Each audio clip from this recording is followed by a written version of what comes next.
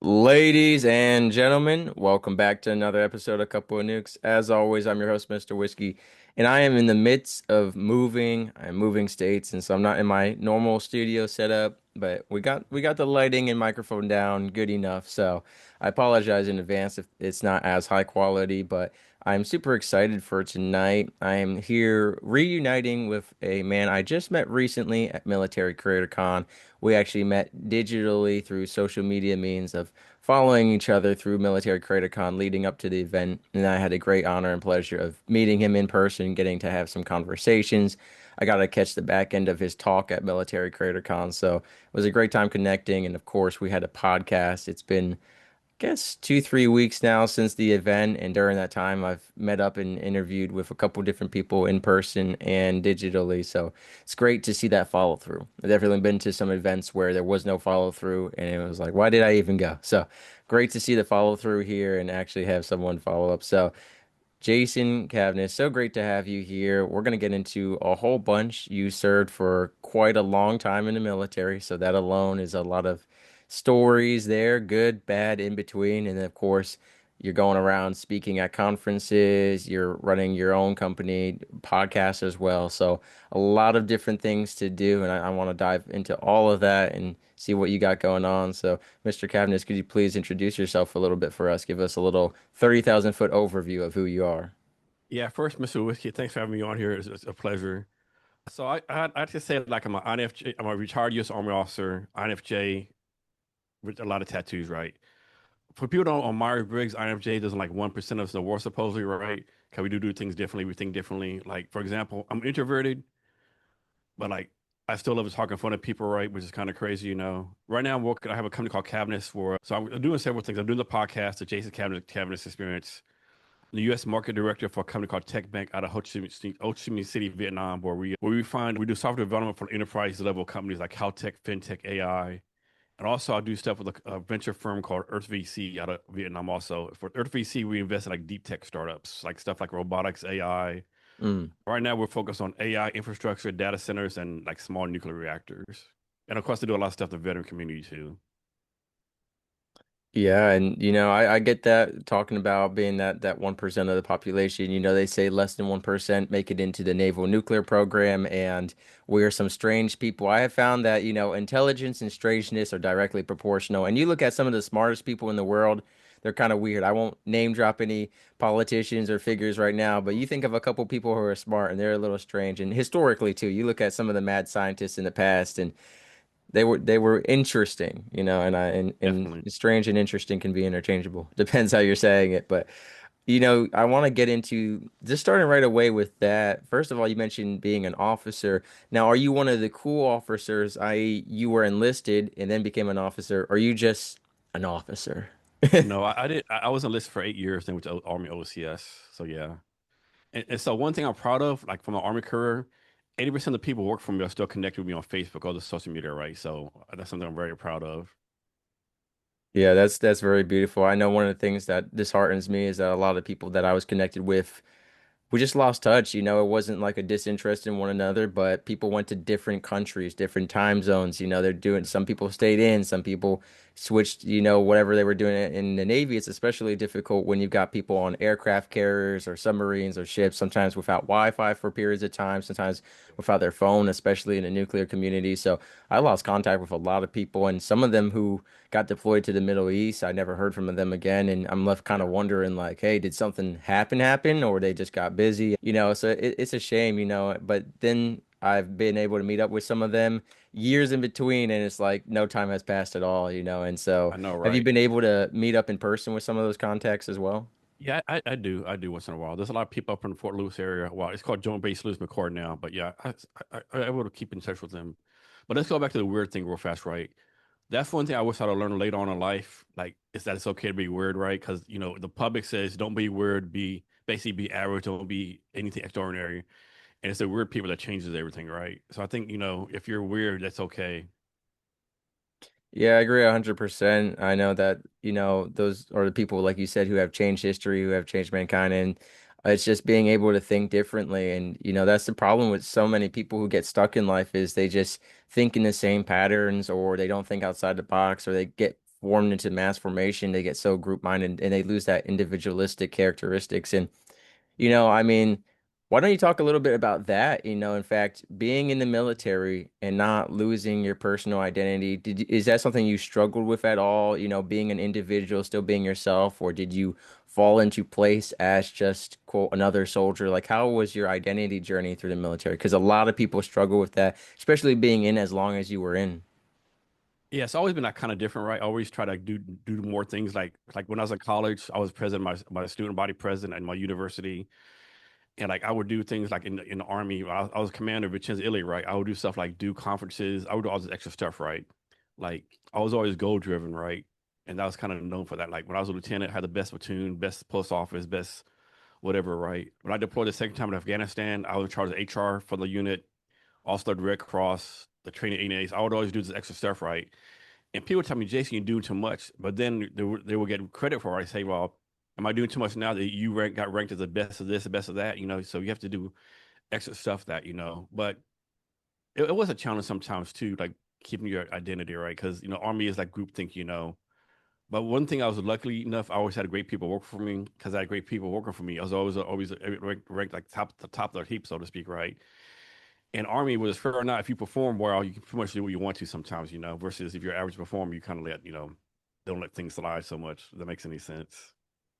It does for sure. And I think one of the things you said, like I hear that a lot all the time from me. Like people tell me you're doing too much, you're doing this and that, and or you're going above and beyond the extra mile. And then it's like, well, when all the success and rewards come through, it's like, oh, how did you do that? And it's like, well, by doing the stuff that you said was too much, by going that extra mile. And in fact, it's biblically commanded.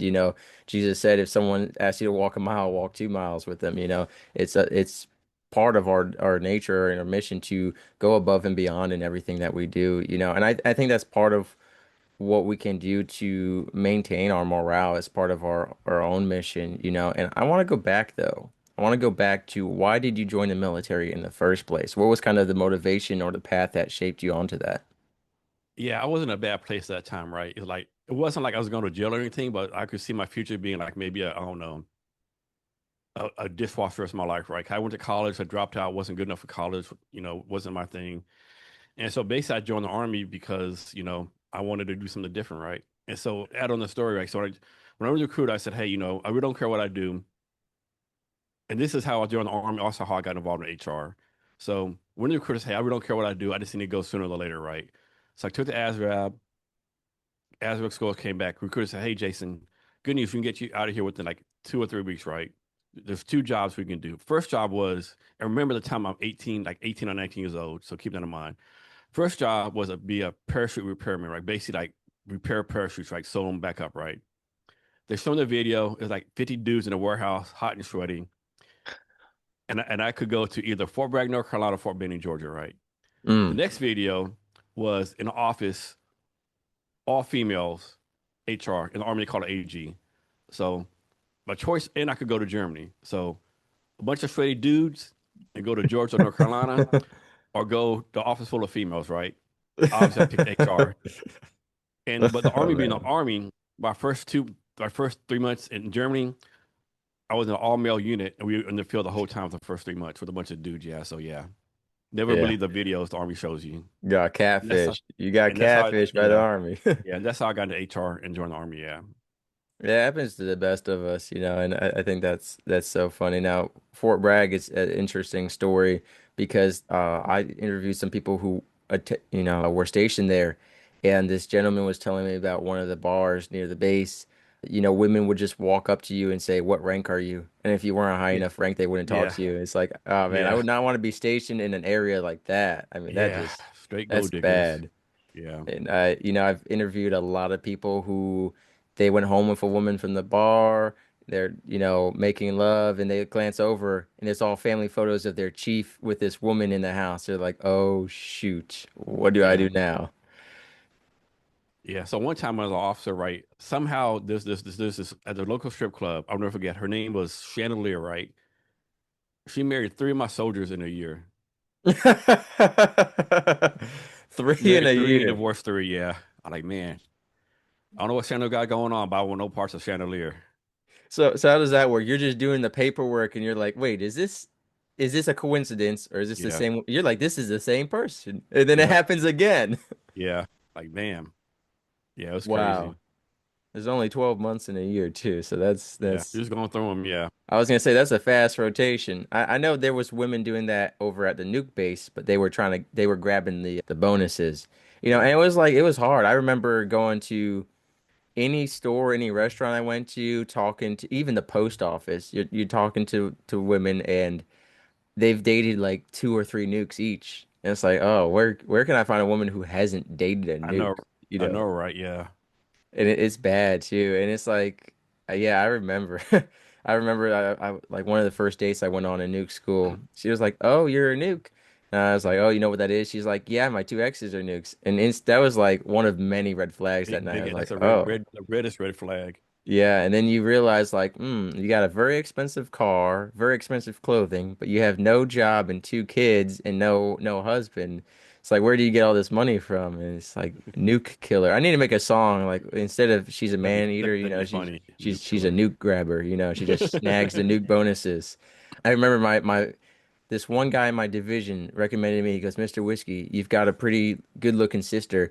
You should use her to steal all the money from the nukes you don't like. And I was like, dude, I'm not selling off my sister to steal nuke money. But her and I don't even talk anymore. So maybe I should have taken advantage of that while I could have. But yeah, it's bad. So if you want to get into that conversation, you spent a long time in the military. Was it kind of one and done easy relationship life for you, or was there some rough patches? Was there some times where you didn't know what was harder, being in the military or being in a relationship?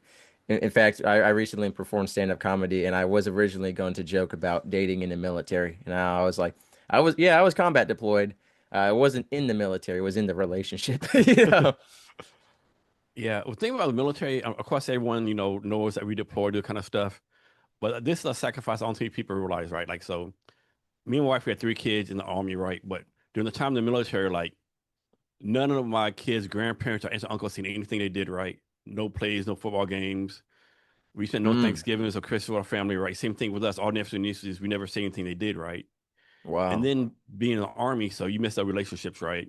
I don't think people talk about that.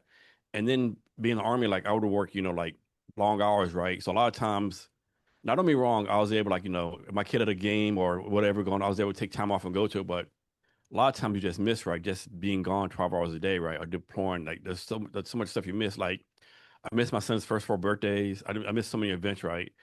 And I think that's one thing that people don't really talk about as far as like sacrifice. Of course, they talk about deployments and all that kind of stuff, but like just the day-to-day stuff you miss. Like my kids never had a Christmas with their grandparents, Of course, they're all Wow. grown now, but those kind of things, And that's why your relationship in the army or military is so much stronger because, like, if you're in like Wiesbaden, Germany, if you have no family, you're gonna, find fellow military members to hang out with. Right.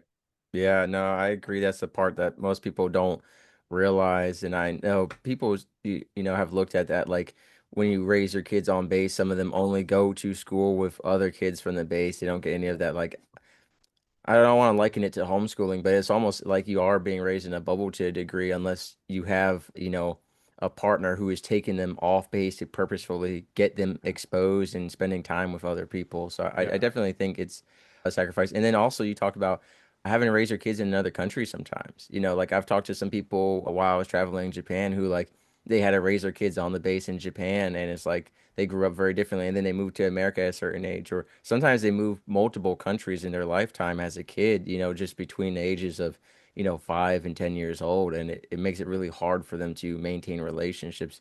Nowadays, it's a little bit easier with technology, but even still, you're never hanging out with these people. You're always having to reintroduce yourself, reestablish yourself. And I think that is a huge toll on the children.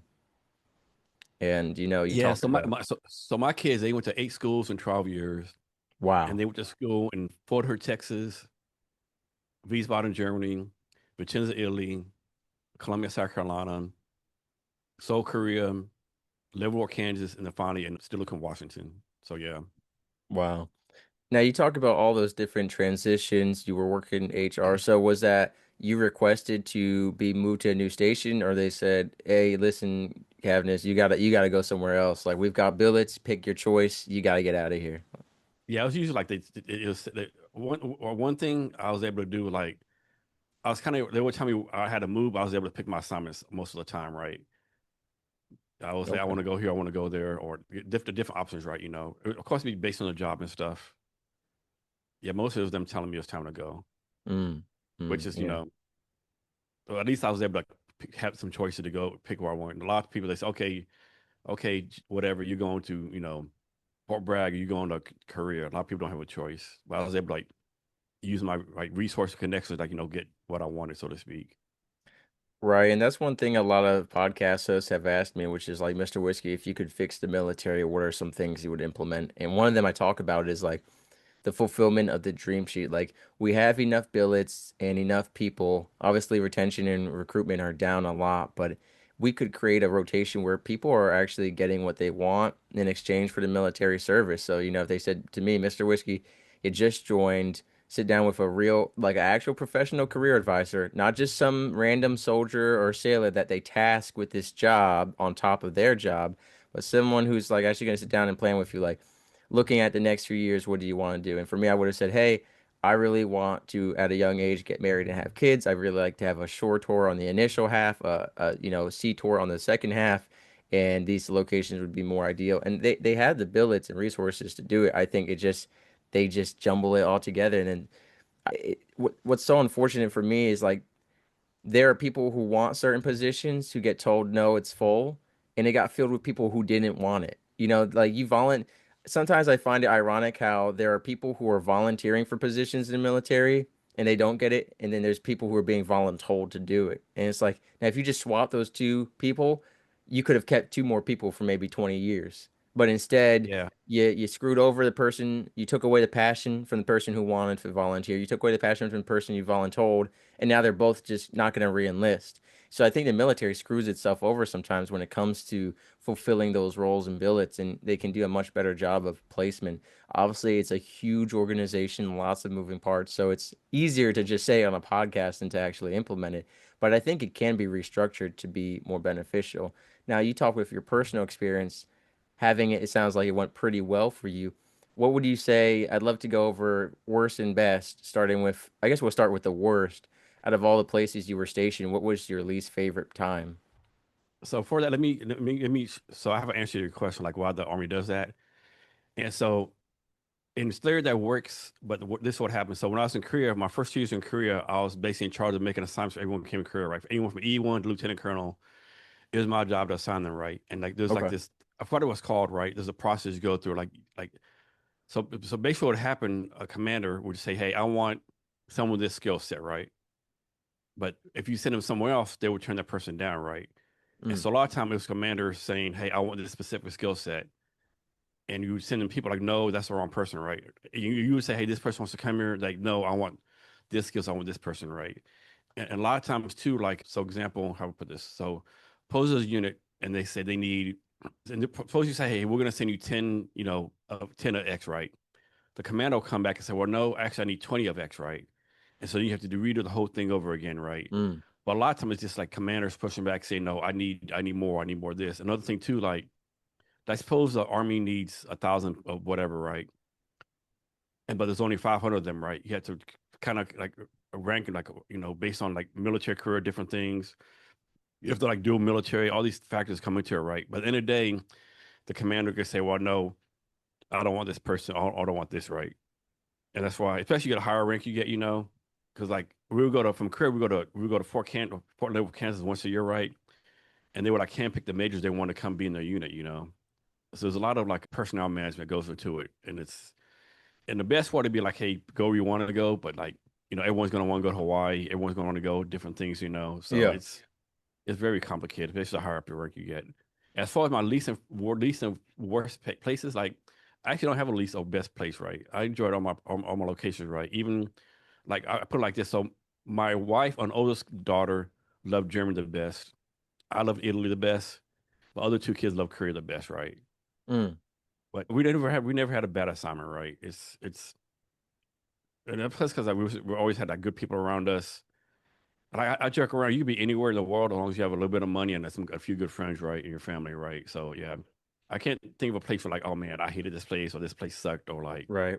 Well, you kind of just hit the nail on the head, so to speak, because I always speak about people talk about what ruins re-enlistment, what ruins retention, what ruins port calls, what ruins where you're stationed, and I say it's the command climate because I've seen people who were in a beautiful place like Hawaii, you mentioned is a really sought after location, but they had a terrible chain of command and they didn't really enlist. And I've seen people who were in Newport News, Virginia, which is probably one of the worst places you can be stationed based off what I personally went through. And all the people you can talk to in the Navy and Army and everything over there will tell you Newport News, Virginia is horrible. And there are some people there who had great leadership. They loved their, the people they were working with and they re-enlisted. So I do think it's a lot about, making the most of it. And I think too, I think at least with a lot of the young men, the issue is their mindset around what station of command is supposed to be. Every time I ask people like, is this place a good place or is this place a good place? They would say, no, man, there's no bars to go drinking and or no clubs to party at. I'm like, well, that's not what I asked. Everyone was so focused, especially young men, 18, 19, 20 years old. That's what made a port call good to them, or that's what made a station or command good to them. And they were like, you would only like, Groton, Connecticut or Kings Bay, Georgia, if you're a family man. Otherwise, there's no partying or clubbing. And I was like, okay, but what about everything else in life? What about nature trails? What about restaurants? What about mall? Like, there's so much more to life, but people get so focused on making their deployments or their port calls or their stations just like party central. And it's like there's so much more to that. And I think so many young men, and I personally witnessed this and even experienced this, waste their chains of command and their where they're stationed because they're focused on the wrong things. There's so many people I know, like I was stationed in Charleston, South Carolina for a while, and some people had never gone to Charleston. They had never left base, or they had just only gone to bars and had never checked out some of the historic sites or the other things there are to offer. So I think it's really about what are you looking at? Like you said, if you have a bit of money and some good friends who get you off a base and will do things with you other than just, getting blackout drunk, making regrettable decisions, all marrying the same stripper in the same year, there are good things to do. Yeah, I mean, from my experience, everyone I knew that went to Hawaii, they all said they hated it, right? You would think they'd love it. Everyone hated it. Everyone I knew who went to Fort Drum, New York, was like up northern New York, like blizzards every day. They loved it, right? Yeah, yeah. I think it really depends on the command. And you talked a little bit about leadership and your role as an officer earlier on. I want to get into focusing on leadership and command climate because a toxic command climate can really hurt recruitment. It can really hurt retention. It can really hurt productivity. It kind of destroys everything. It's very corruptive and poisonous. And we've seen a lot of terrible military leadership. I have shared in many episodes leadership who called us government property, who said under a certain rank you don't have rights. There have been some horrible leaders in the military who let rank and power become justification and go to their head. So Mr. Cavness, when we talk about being an officer, especially having a little more power and a little more respect and rank to you when it comes to leadership, what comes with that when it comes to, being a good leader, when it comes to not being a bad leader, when it comes to holding other leaders accountable? I think first of all, you got to think that your people that work for you, they're all motivated by different things, right? Might be money, might be like promotions, Mm, might be just, and so everyone needs different things, right? And it's your job to try to figure out what it is, right? Like I had one E5, he just wanted to be home with his family, right? He want to do that. Other people are motivated by different things, and I think the biggest thing you do as a leader, right? Like one thing I did every job I had within the first 90 days, I got rid of at least one person or two people, right? Because they were like toxic or not performing right. Like for example, when I took the job in Korea, this one E6 wasn't there for like the first 30 days because they get 30 days vacation or leave in Korea, right? First 30 days, everything's like bright, lighthearted, people having fun doing the job. This person came back and it's like a darkness came over everyone, right? Like, mm, oh, okay, you got to go, right? So those kind of things. So I did a good job of like assessing who I had. Okay, this person needs to leave, right? So addition by subtraction, so to speak. And you said that you got to have like a sincere concern for the well-being of people, right? I mean, people say, right. "Oh, no, what people are doing," but like if you're someone who works for you and their daughter has a birthday on Friday, maybe you get that guy the day off, if you can, right? So one thing I do when I was a commander in Italy, right, I had a rule that everyone got their birthday off, right? So the first person was my first sergeant. Second person was my lieutenant, and the third person was my one officer. So first three birthdays, the three highest ranking people below me, right? Next birthday was the E4, and I walked in. He's walking on his birthday, right? The guy in charge, I tore him apart, right? Like, what the fuck are you doing, right? Like, are you kidding me, right? Oh, I needed him to wrap out today. I know it's a birthday policy. Like, I told him, like, how's it look like? I gave the top three high ranking people birthdays off, and it's E4 not right. Oh, you're like, you trying to ruin my command? What are you doing here, guy? Like, yeah. Right. And so Wow. I said, so to make up for it, so it was like that's like at 10 in the morning when I found out, right? I said he's gonna have the rest of the day off, and he's gonna have two 4-day weekends. Well, sir, I can't afford to have him gone like long. You better figure Wow. out. You better get with other people, right? And after that, yeah. And one thing to a lot of people, like they like yell at you and stuff. Like I was never a yeller, right? But I would give people this look, right? Like people are like, okay, there's the Cavness Darth Vader look, right? Yeah. And another thing too, I would do too, like I would joke around, like I had a thing I would say, like everyone gets a vote, but sometimes your vote don't count, right?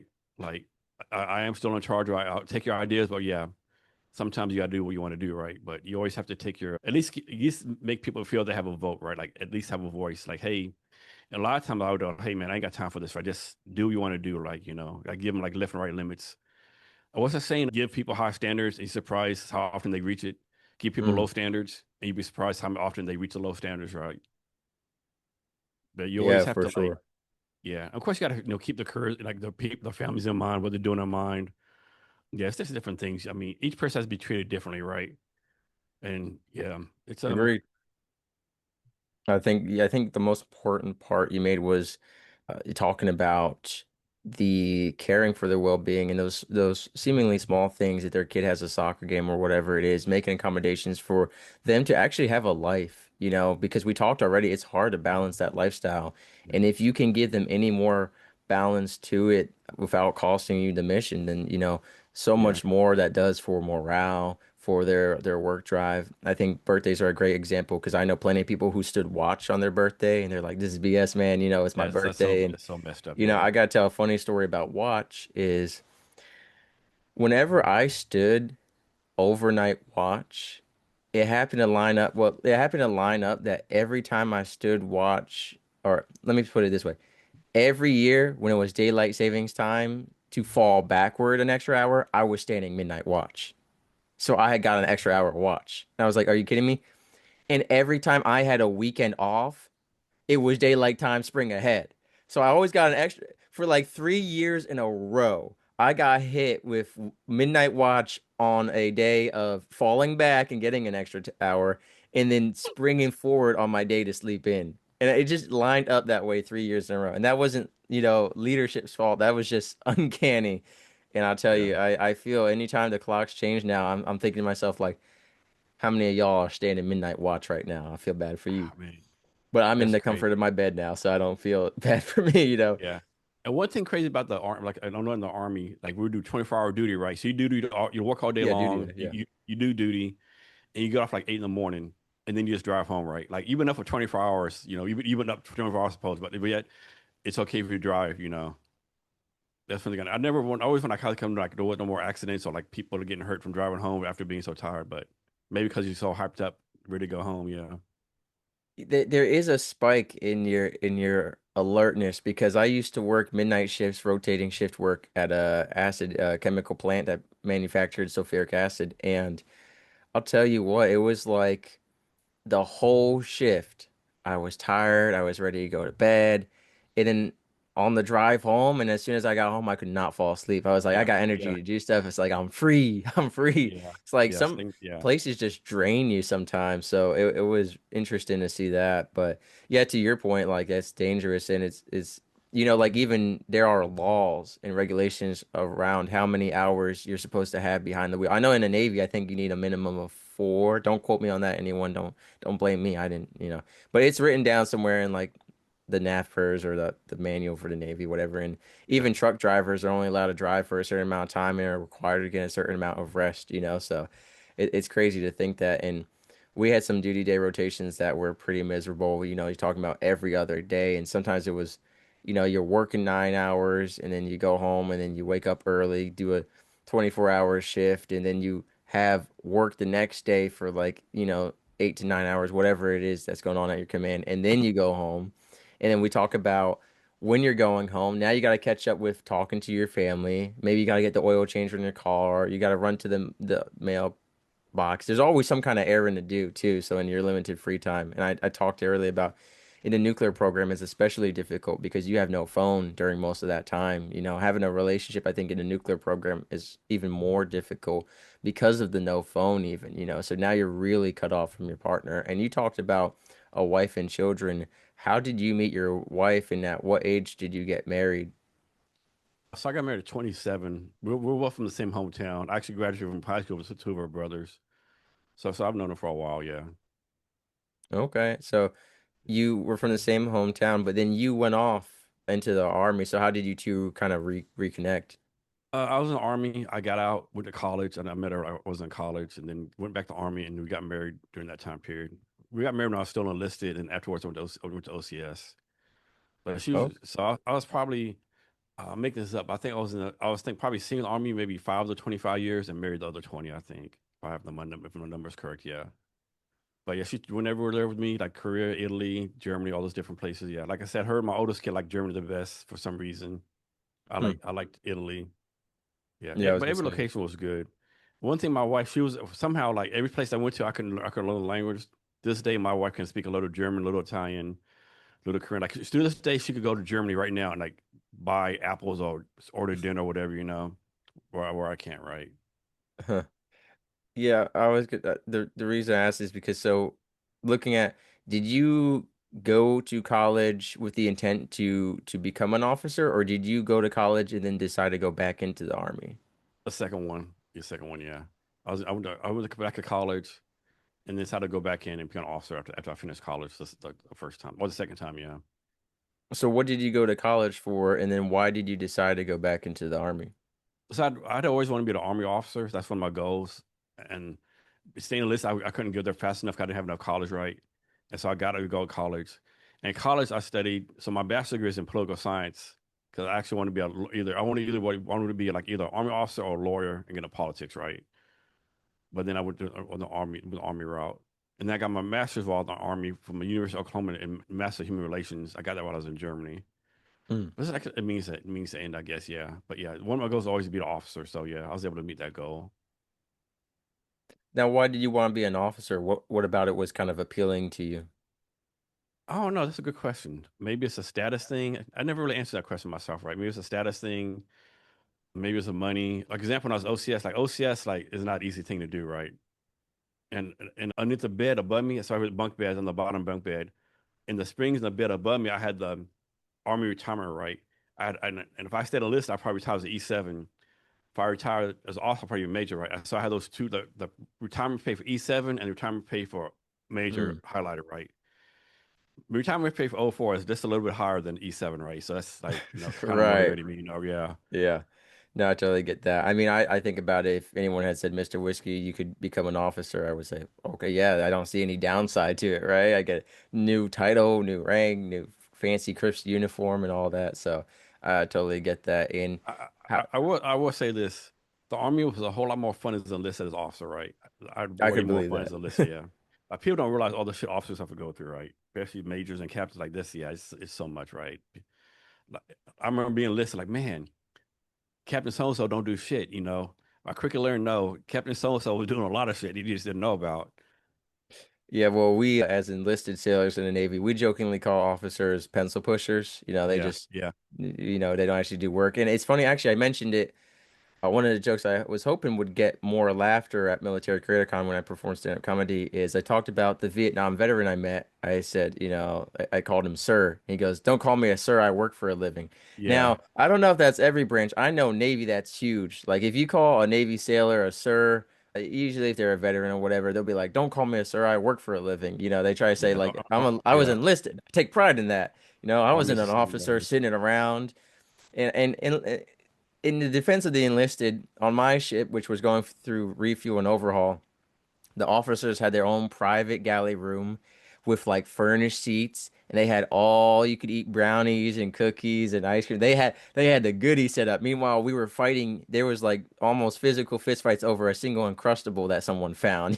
So it's like we had no cookies. The soft serve was down. We got them maybe once a week, once every few weeks. Meanwhile, the officers had like the dessert buffet. So we were like, look at them just living their cushy life with all their desserts. That's funny. So Yeah. yeah, that Yeah. was kind of what distinguished the officers in our head was they don't do much and they get dessert all day. But for in the Navy, you could let me know if this is an Army thing. Not for officers. Officers are always usually in good shape in the Navy, but the higher your rank, the bigger your weight. It was kind of like when you went from chief to senior chief to master chief, you just got bigger and bigger, and then Oh officers were in yeah. shape. We had some fat officers, no doubt. We had some big people. Like, yeah, like damn, like how's that uniform even fitting you, right? Like, man. Do you know But about in the Navy we call it the Chiefs button? So the last button on every Chiefs uniform doesn't close, and no, I haven't heard technically it's that out of one. regs, but they're Yeah. like it's my Chiefs button. So they're allowed up to one button on that doesn't close on their stomach, and it's That's it's funny. okay. Yeah. Yeah, it's just see that's one thing I do miss, a little inside military joke stuff like that. I'm sure you could relate to some of that, and you talk about having fun in as an enlisted. So can you tell us, because this is a podcast, and I'm sure you've had plenty of some I don't want to say unhinged, but maybe some more shocking stories from your time in the Army that you could share here. Oh man. Let me give me a minute to think about it. I can't think of nothing off the top of Yeah, my you know, head. you don't I have to know snitch on yourself about anything, but yeah. anything that the statute of limitations are expired, feel free to to talk Well, about. yeah, yeah. Let's go back to that. I can't think of nothing right now. Okay, Yeah, I yeah. definitely have some of that. Let me think about yeah, unhinged. Yeah. Well, it could be even stupid stuff because I've interviewed plenty of people. There's just some dumb stuff that Army people get into, and it seems like more than Navy people. Navy people get into plenty of stupid stuff as well, but Okay, I got a good one. So when I was first time in Germany, this is Germany, right? Stationed in Gibraltar, Germany. And so I had two friends, Kjelke and Alan Rogers, right? We're all like roommates, like good friends, right? And so we would go to this Italian restaurant like once a month, right? Go there, get a good Italian meal, and they had this really good, I think it was called Labrusco wine that we just loved, right? So Labrusco wine kind of like a small glass like that. And back then it was the money was marked, so like it was like 4 marks, like 4 marks a glass, right? So we would go there, maybe like each get 2 or 3 glasses and leave, right? And like the fourth or fifth time we went there, the waiter says, "Hey, I notice every time you come, you buy this Lambrusco, and you spend like 4 marks a glass, right? You know you can buy the whole bottle for 8 marks. Like what? Yeah, and see about this big bottle of Lambrusco, right? They say, the only thing is, you can't take the bottle with you, right? Whatever you drink, you leave, or you drink the whole bottle. Like, okay, challenge accepted, right? right. So we drink the whole bottle, right? And in no way, like my guy was driving. No way we should have been driving. We did, back in the day. And so we're driving, and Kelke's driving way too fast, right? And way too fast, right? Like he has a BMW that's driving too fast, right? So Alan slaps in the back head. Kelke, slow your butt down. I don't want to die tonight. And Kelke says, "Man, leave me alone." Alan slaps him again, right? Slow down, Kelke. And Kelke says, "Alan, if you slap me one more time, I'm gonna stop the car. I'll put you in the trunk." Alan stops him. And so Kelke drives the next at is just a little suburb neighborhood, parks car in the middle of the street. And he takes Alan away around for like 10 minutes. Like they're running over cars, car horns, like boom, boom, boom. And so finally he catches him. And Kelke's pretty strong, right? So he catches him and throws him in the trunk, right? And dude, is he safe back there? No, he's fine. There's air back there. And of course, Alan's kicking the trunk. Get me out, Kelke. F you. I'm gonna kick your butt. Get me out, Kelke. And so it's like a 30-minute drive from there to the base, right? And so I guess Alan falls asleep, right? And so the gate, and we forgot all about Alan, right? So the gate that, hey, we have to inspect your car. And that instant we remember, oh shit, Oh Alan's in the no. trunk. And so Alan's back to sleep, and like, but luckily, like, like they knew who we were, and Alan was like the chaplain's assistant, So yeah, it was like, yeah, that's one thing. That was like one funny story, yeah. And I'm sure I'll think of some more once more we talk through this, Yeah, yeah. yeah, we can ping pong it. So, I mean, I don't have as great an Italian wine story, but we took this guy, my roommate, he was a strange fella. I mean, he was really strange and he had never drank before and he was in his mid to late 20s decided to get into alcohol, nothing crazy. So we go to an Italian restaurant, and he had never had wine before. Now I knew he had just told me like he doesn't like the taste of alcohol. It just does not do it for him. So he would get alcohol and like hot cocoa or other stuff, maybe a strawberry daiquiri, and he would get very sweet stuff. And he's looking at these wines, and he tells the waitress, "I want a wine." And she's like, "Which one?" He's like, "I don't know, this one." Points to a random wine. Now, listen, wine is not for everyone, first of all. Especially if you don't like the taste of alcohol, if you do want something very sweet. So he picks this random wine. Now we're at an Italian restaurant. Our waitress was from Italy, and I'm Italian. I don't speak Italian. I know I should. Everyone always asks that. They say, "Oh, you're Italian. Do you speak Italian?" No. Have you been to Italy? No. I get that every single time. But and me and my buddy are flirting with her, and then our other friend, the weird one, he orders this wine, and he takes a sip of it. He's just like, oh, he hated it. So he takes a glass of water and ice, and he starts pouring it into the wine in this Italian restaurant. I'm like, no, I'm so embarrassed. My Italian genes. I mean, I could hear like the Italian ancestors like, you got to stop this man. I mean, this is all my Italian pride on the line. And the waitress comes back, and she's like, is he pouring water into this expensive Italian wine? And I said, ma'am, do you not know what Yeshua Jesus Christ did? This man is an apostle, and as Jesus commanded, he can do all things through Christ, and he's making that water into more wine. So that's how I had to save us. I had to save my Italian pride from being embarrassed and humiliated. All the old people, like, they literally turned their heads and looked at us. I was like, and that was his only his second or third time off base. So I was like, I'm never taking you off base again. You've been banned from leaving base after that incident. You can't soil a fancy wine with a whole glass of water. So That's crazy. we didn't have to put him in the trunk, but maybe we should have. Yeah, he deserved to be in the trunk. There's no doubt about that. Yeah, yeah. I remember it's funny actually. I had always wondered what he would be like if he drank a little too much, and I got my wish, but not in the timing I wanted. No. I'm in bed trying to sleep. It's maybe like 2200 already, for y'all civilians listening. It's 10 p.m. at night. I got to wake up at like I'm gonna wake up at like 4 or 5 o'clock in the morning to study nuclear science, all this stuff that I don't want to study at 4 o'clock in the morning, but I gotta do it. He comes bursting in the room like the Kool-Aid man, drunk, and he was a history buff. Now, whenever he was at the computer from 5 a.m. to 2000 every day. Even on Saturday morning, Sunday morning, he had an alarm go off at 5 a.m. to wake up and get on the computer. Pissed me off because we shared a bunk bed, as you've mentioned. And so we're in this bunk bed. He wakes up at 5 a.m. on the weekends. Well, now he comes home past his curfew because at 2000 he had a rule: all lights off, all sound off. Like, whiskey, you can be on your phone, whatever. But like he had his routine, and I had to abide by that. And I was a respectful roommate. I said, all right, whatever. He comes home at 2200 drunk. He sits down on his computer, and whenever he was at his computer, he would have about 25 tabs open, and he had all YouTube tabs on 2 or 3 times speed. And he would play these world building, history, and alien based video games, and he would have historical documentaries on 2 times speed. So I'm trying to go to bed, and he decides to turn around. He's like, Whiskey, let me tell you, in 1880, there was this inn in England, and they had a bed that could fit 20 people. And he starts just like repeating the documentary to me in his half drunken, slurred words. He's like, 20 people in one bed. Imagine if the bubonic plague had hit at the same time. And I'm like, this is what you talk about when I'm trying to go to bed. I'm trying to study at 4 a.m. in the morning. And he's like 20 people all in the same bed. No funny business, but 20 people, strangers, all for one schmeckel. I don't even know what the hell he's talking about at this point. Was it like all, did you say it was all 20 guys, 20 girls, like mixed up? You know what? I don't know. I don't want to know. He was explaining it in detail at 2 times speed to me when I'm trying to go to bed. So it was just that was his drunken state, and I was like, well, I guess it's better to be drunk and share history facts than to, as they say in the military, add or subtract to the population. Mhm. Yeah, very true, very true. Yeah, Now, you and I actually, speaking of drinking, I know you're quite the bourbon and whiskey guy yourself, and I know you probably have some on your desk right now, but I want to yeah. go to when you were in your deployments, you talked about Korea, Germany, and stuff.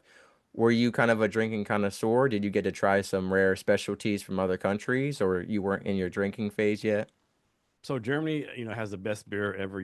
Like the beer's so good. And so as far as bourbon, I kind of joke around. Like my mentors like failed me in my life because I was drinking Jim Beam and Jack Daniels way too long. I actually only started like drinking good bourbon like maybe 10, 15 years ago. Yeah, so I got started late. But when I was in Italy, we were saying Italy like almost 3 years. We changed it. So I actually bought back 200 bottles of wine from Italy, like 20 You years say ago, right? 200? 200, yeah. How did We you have do like that? You had them all shipped or? yeah, had them all shipped, yeah. And we got like 10 bottles left now, but of course they're probably undrinkable, There's like collector's items now. But yeah, I had 200 bottles. I gave them away for gifts, drunk some, but yeah. I was able to find a loophole to ship 200 bottles of wine in my household goods, you're right. Oh, and the only thing is like suppose the price of ship was like $3,000. I had to pay the $3,000 up front, and I got reimbursed maybe like 2,000 of it, So it's still worth the deal, right? How many Yeah, people that's say they ship 200 bottles of wine from Italy, right? yeah, I was gonna say that's a kind of crazy statement. And was every bottle a different type of wine, or that you had like groups of same wines together? There was like some of it was same, but a lot of it were different. Yeah, some was for the same, some different, same from different wineries. Yeah, Yeah. I'm trying to think. Yeah, no, it was different wines, different ones. Yeah, different like they were Merlot, Chardonnays. All the different kinds. Like what's it called, Moscato, the dessert wine. It's pretty good mix. Yeah, Yeah, I'm not the biggest whiner, so to speak, in yeah, both the drinking sense and the complaining sense, but I don't know. I'm more of taste over I'm more of the sweeter, more tropical stuff, but when it comes mm, to wine, like obviously I'm kind of tempted to go get it now. I have it's Manischewitz, which is just kosher wine, and it tastes like mm, currant grape juice. Like yeah, you don't even know it's wine almost. So that's why I love it. But I've had a couple. I think there was a special white wine my friends had while in Italy, actually on a port call in the Navy, and then they found a distillery or a store in Virginia that makes it, but they couldn't find it anywhere else. So my one buddy, he would drive like 6 hours to go pick up this type of white wine, and it was really good. And I know my neighbor, she's 85 years old. She loves drinking. She does it all night.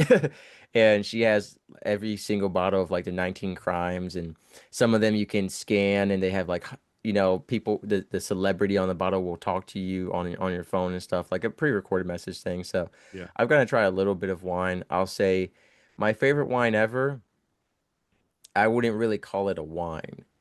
It's considered a wine, but it is thick and creamy. It's a coconut petite wine with some white grapes in it, and it's more of like a coconut cream than it is a wine, but it said specialty dessert wine. So, if it counts, I think real wine people, they call themselves wine snobs from what I understand, definitely would not consider it as one, but that's definitely been my wine of choice if I had to drink one. But I want to go to, I know Italy is great for that kind of stuff, but Korea, I hear a lot of great stories and some troublesome stories from Korea when it comes to drinking, talking about that kind of stuff. And it sounds like you were in the capital city, correct? Yeah, I was in Seoul for 2 years, then the Camp Club last year. So the joke in the army was, what's the best way to make E5 in Korea? Go there as E6 because Oh man. you probably get in trouble for drinking, right? Because there's a thing there. It was called, man, I can't remember. I think I want to say it's called soju juice, right? You go to a Yeah. bar and they give you basically like a bottle, right? Fill it with soju and like some kind of juice, right? And you cannot taste any alcohol, right? And man, that got people in so much trouble, right? That soju juice, right? Yeah, Oh yeah. I've heard the stories about that. Soju karaoke and a woman is a great way to get in trouble in yeah, Korea.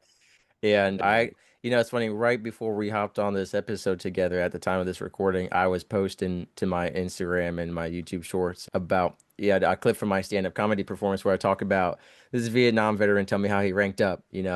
First he got a divorce and then he ranked up, and then he got a DUI and he ranked up. Because we used to joke that I'm sure it sounds like the same in the Army. We would joke in the Navy that you couldn't be a chief or a senior chief without at least a divorce or a DUI, one or the other, or an ARI, alcohol related incident. But that's because almost every higher up had a divorce or an ARI. So, and it yeah, sounds like you managed to avoid both of those, or maybe not the yeah. second one.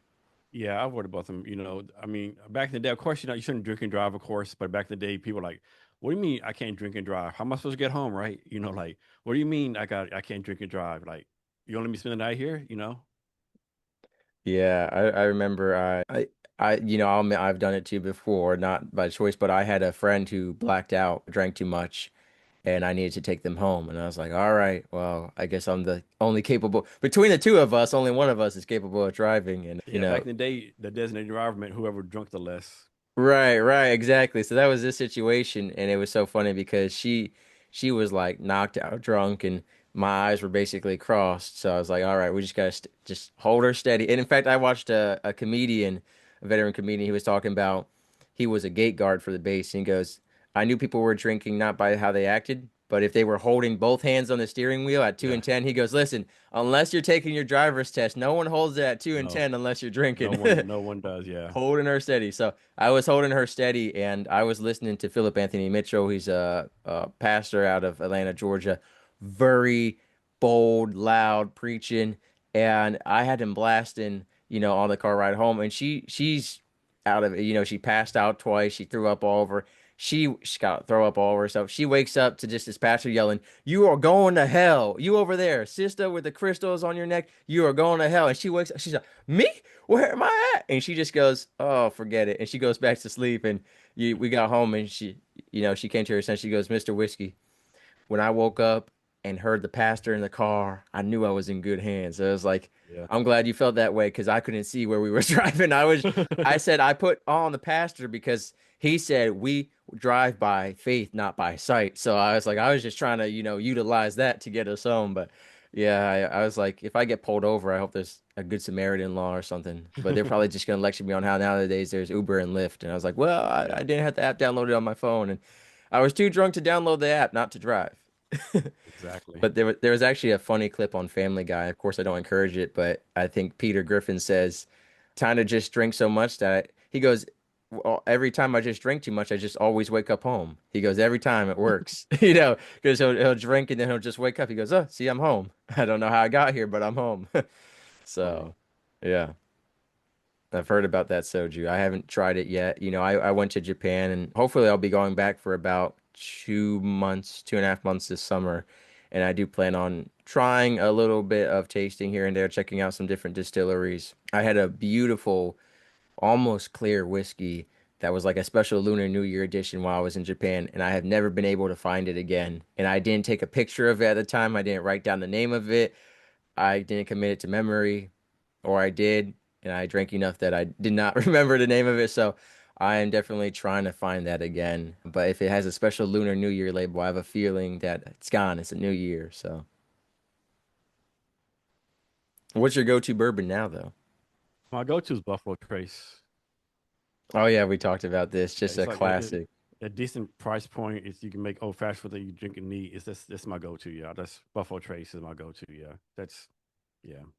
Yeah, I'm in my journey right now where I'm just trying different things, trying to find what I like or don't like. I think I may have mentioned to you at Military Creator Con, I tried it. It was on almost black liquid bourbon from Texas that was t it tasted like barbecue ribs. Like it Yeah, I was. remember that. Yeah, Yeah, yeah. so I've tried, and in case you started drinking, I actually brought this more rare Johnny Drum with the wax seal, so they don't make them anymore that style, I believe. So I have So this one.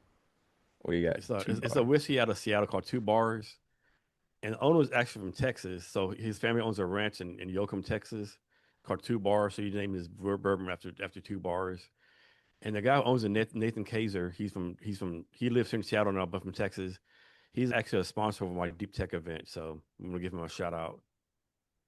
Yeah. Well, speaking of, so we talked about the military quite a bit, but you mentioned in the beginning now you're doing a lot of technology stuff. You talk about Vietnam, you talk about America, deep tech, AI, robotics. Definitely, we're in a turning point in history when it comes to robotics and AI. So, what got you into that, going from the HR guy? And I just want to clarify for us listening, to most civilians, HR means just like just employee to employee, employee to boss relationships at the workplace. Is that the same thing in the army, or is it a slightly different role? It's slightly different. Like example I use, like, in the army or the military, if you leave a job, you get a you get an evaluation award, right? Like if you leave Microsoft, you're not getting an award, right? You know, Microsoft's not gonna help you move from Seattle to Denver, probably, right? Where the Army does all that stuff for you, like help you, they give you awards, give you evaluations, performance management. It's to me, it's way harder, right? Because like if you change the job, you get an evaluation. If you change whatever, you get to move, right? I think it's just so much more in the military that goes with it, right? Mm. Just my opinion, yeah. So how And does so that I, transition into robotics and AI? so I joke around. I'm probably the most non-tech person you ever know, right? So like when I retired in 2015, I was on LinkedIn trying to find a job, right? And this guy reached out to me, "Hey, Jace, you don't know me, but so and so said I should reach out to you. So I have a startup called MyInfo. We want to help college graduates and college and military veterans find jobs. I do a skills test. Can we meet in person? You tell me how the Army's gonna help you find a job." Like, sure, but one question for you: what in the world is a tech startup, right? Like, you just can't start a company. Like, Amazon already exists, Microsoft already exists. So you laugh or whatever. You just give me a quick one-on-one on like tech startups, right? How like you have to do like build MVPs, product market fit, business development, all that kind of stuff, right? And that's how I got involved with it, right? And kind of just got the bug, right? Because there's so many cool people building cool things, right? And unfortunately, like most 90% of startups and small business fail because of whatever reason, right? Yeah. So I went to a networking event 2 days ago, and this guy did a demo for a drone that does like some crazy stuff, right? And robotics, like people don't realize how far robotics have come. Like pretty soon everyone's gonna probably have a robotic in their house, like doing the stuff they don't want to do. Like who wants to wash dishes and wash clothes and do laundry, right? When a robot can do it for you, right? And then with the AI is like getting more advanced every day, right? Of course, they talk about AI taking people's jobs, but like think about it, every generation, like way back in the day, oh, the car's gonna take all the jobs, right? But the jobs were like, so back in the day, all the horses would shit in the street, right? So it's someone's job to shovel the shit, right? Like, Mm. do you really want to do a job shoveling shit, right? I just think there's a lot of, and of course, it's always a cycle, right? I think every generation goes to a thing where a new tech comes out. We had the internet. Like I think the first tech was fire, right? Fire, the wheel, combustible engine, on and on. I mean, this tech in the long run is going to make life better. And I think I'm making this up. I think every generation of what tech, like they lose a job, the new tech actually creates two more jobs, right? Like now there's a Mm. job of prompt engineering. That was never a known thing before.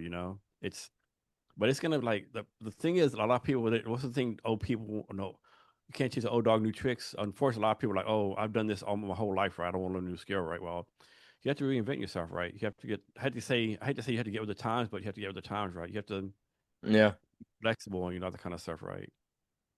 Yeah, yeah, you gotta keep up or be lost in it. And I think, I love that analogy of like technology is like a hydra, every time you lose a head, two grow back in the sense that, yeah, I think I love that, like the horse manure shoveler, right? That's a job we've lost. Or you look at like a lot of people who worked on farms have been replaced by different technologies that farmers use instead. So it's 100%, but there are new jobs. And I think about like as soon as AI started, like yeah, it started replacing some jobs, and then you saw the bloom of AI coaches, AI engineers, people who make AIs, people who design stuff with AI.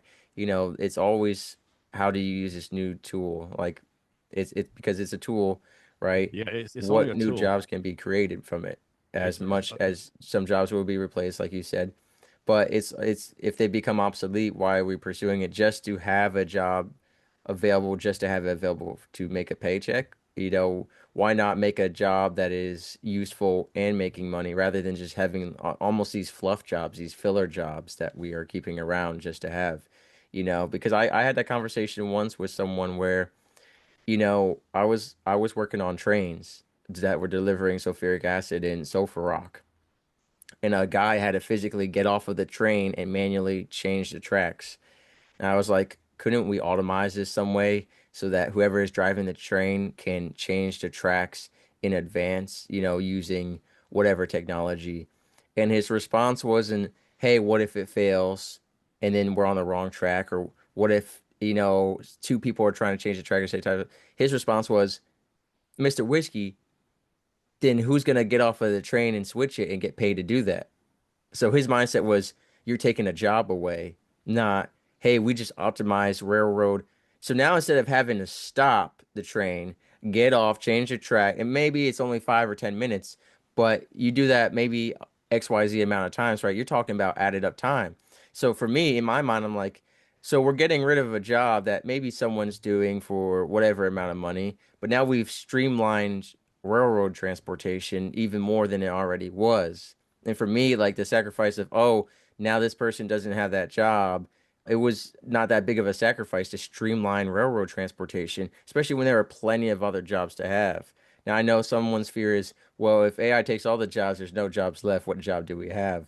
But I think there are always going to be jobs. I think even you look at like nuclear operators, like the technology has advanced where nuclear operators are doing less and less because computers and automatic systems are doing more and more. For example, turning valves. You used to have to turn every valve. Now some of them automatically are operated, but they still need operators to watch the systems in case anything breaks to make sure the computer is working right. Because there, I don't think we're going to get to a point where AI is completely perfect. You can have AIs fixing AIs that are broken, but there always needs to be another person in that sense. So I think while we may get rid of workers, we're gonna still have operators, if that makes sense. It does, yeah. And like you said, AI is just a tool, right? And another thing too, like you hear this stuff about AI is making us dumber.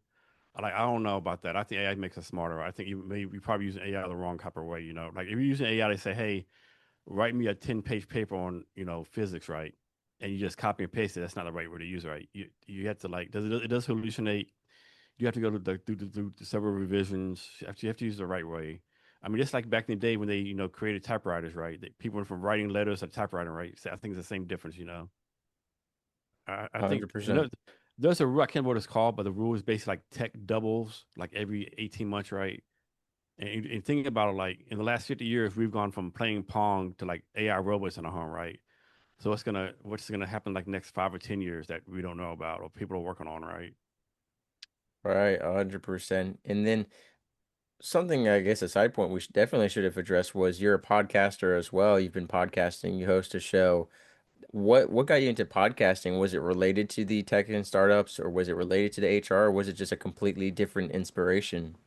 No, so I started back in the day. It's called the Cavness HR podcast, and I started to market my HR company, right? Mm. So it's 30 minutes long. I was talking to other HR people, right? And then I realized, you know what? No, HR people aren't going to buy my HR product, right? And 30 minutes wasn't long enough, right? Of course, you made a lot of mistakes, right? As I talk about in my talk. But eventually, I did several pivots, in person, over Zoom, different camera angles. But then finally, I did a lot of iterations, and so in March 2023, I started the Jason Cavness Experience, right? So basically, like a real term, I copied Joe Rogan, right? I talked to different people. I found out I'm actually good at asking questions, talking to people. I felt like U.S. Olympians, candidates for the Washington State governor race, politicians, artists, musicians. I felt the whole 9 yards on here, right? And one thing I'm proud of, all the guests have said they have a great time. And my podcast is actually kind of long, from 2 to 4 hours. Like I have 6 bottles of bourbon. What's funny, people will come on and they'll say, "Hey, Jason, I'll come on your podcast, but man, there's nowhere I can talk over an hour." I say, "No, no worries, just come on, right?" And you just, when you're tired, just give me a signal, right? Every time we'll talk like 3 or 4 hours, right? And I'll stop like, "Hey, Jason, what happened, right? I didn't give you a signal. I could have kept on talking. Why do you only talk for 30 minutes? Do check your watch." Oh shit, I talked for 3 hours. Yeah, dude, you wouldn't shut up, right? People don't realize once they start talking about stuff they love and care about this, they keep going, right? So I'll have to ask you the question that we hear trending around a lot right now. Mr. Cavness, why is long form important? We are seeing a push towards shorter and short form. We see the declining attention span. We see the doubling speed of videos. We see the death of long form. Yet we see a huge population in long form. In fact, one of the most downloaded and listened to podcasts in like a 24-hour period was when Joe Rogan interviewed Trump, and at that time it was like a 3 hour podcast or so. It was proof that it's not about long form, it's about content. So can we kind of get into that conversation of the importance of long form, the importance of structuring it in the content, and some of the misconceptions around long form versus short form? Yeah, with long form, like if you do a 30-minute podcast, it's kind of easy to hide your true self, right? You're not hiding your true self in a 3 4 hour long podcast, right? Mm. You kind of like fake the funk, be anesthetic, put a show on for 30 minutes, but like you're on there for an hour, 2 hours, like you can't, like you got to be your true self, right? And I actually listened to that Joe Rogan President Trump podcast. And to me, the favorite part of the podcast was like there was like 25 minutes. They only talked about UFC, right? And those 25 minutes, what do you think about President Trump? Whatever. Those 25 minutes, he seemed like a real human being. Like he was a fan of certain UFC fighters. He knew the history of them, right? Like man, this guy might be a genuine person, right? Where if it's only a 30-minute podcast, they're not talking about that kind of stuff, right? And of course, like no, like I don't expect anyone to listen to a whole 4 hour podcast, right? I know that's not gonna happen, but that's why like I use a tool called Opus Pro and do like clips. I make like 100 clips off the Oh podcast and yeah. then Yeah. put on LinkedIn, TikTok, and then hopefully they'll go back to the actual podcast, right? And actually, the long podcast is just me being selfish, right? 'Cause I have a joke when I started the podcast, my IQ was zero when I was like 125 from talking to all the smart people I talked to about, But yeah, I think long form is a way to go. I just think it's too easy to like hide yourself or be faking a short podcast. 100%. My motivation behind it, when I first started my podcast, a lot of episodes were an hour and a half. And it was because we got into, like you said, it humanizes people. Like, I feel like now, of course, everyone has great podcasts. If you are in that 15, 30, 45 minute zone, we're not bashing on you, of course. Some people just want to get straight to the source. And there are certain topics where I'm like, hey, I really don't care about your personal interest. Just tell me whatever the business thing is. But I think there is definitely a place for long form, especially when I used to drive a lot, and I still drive a lot.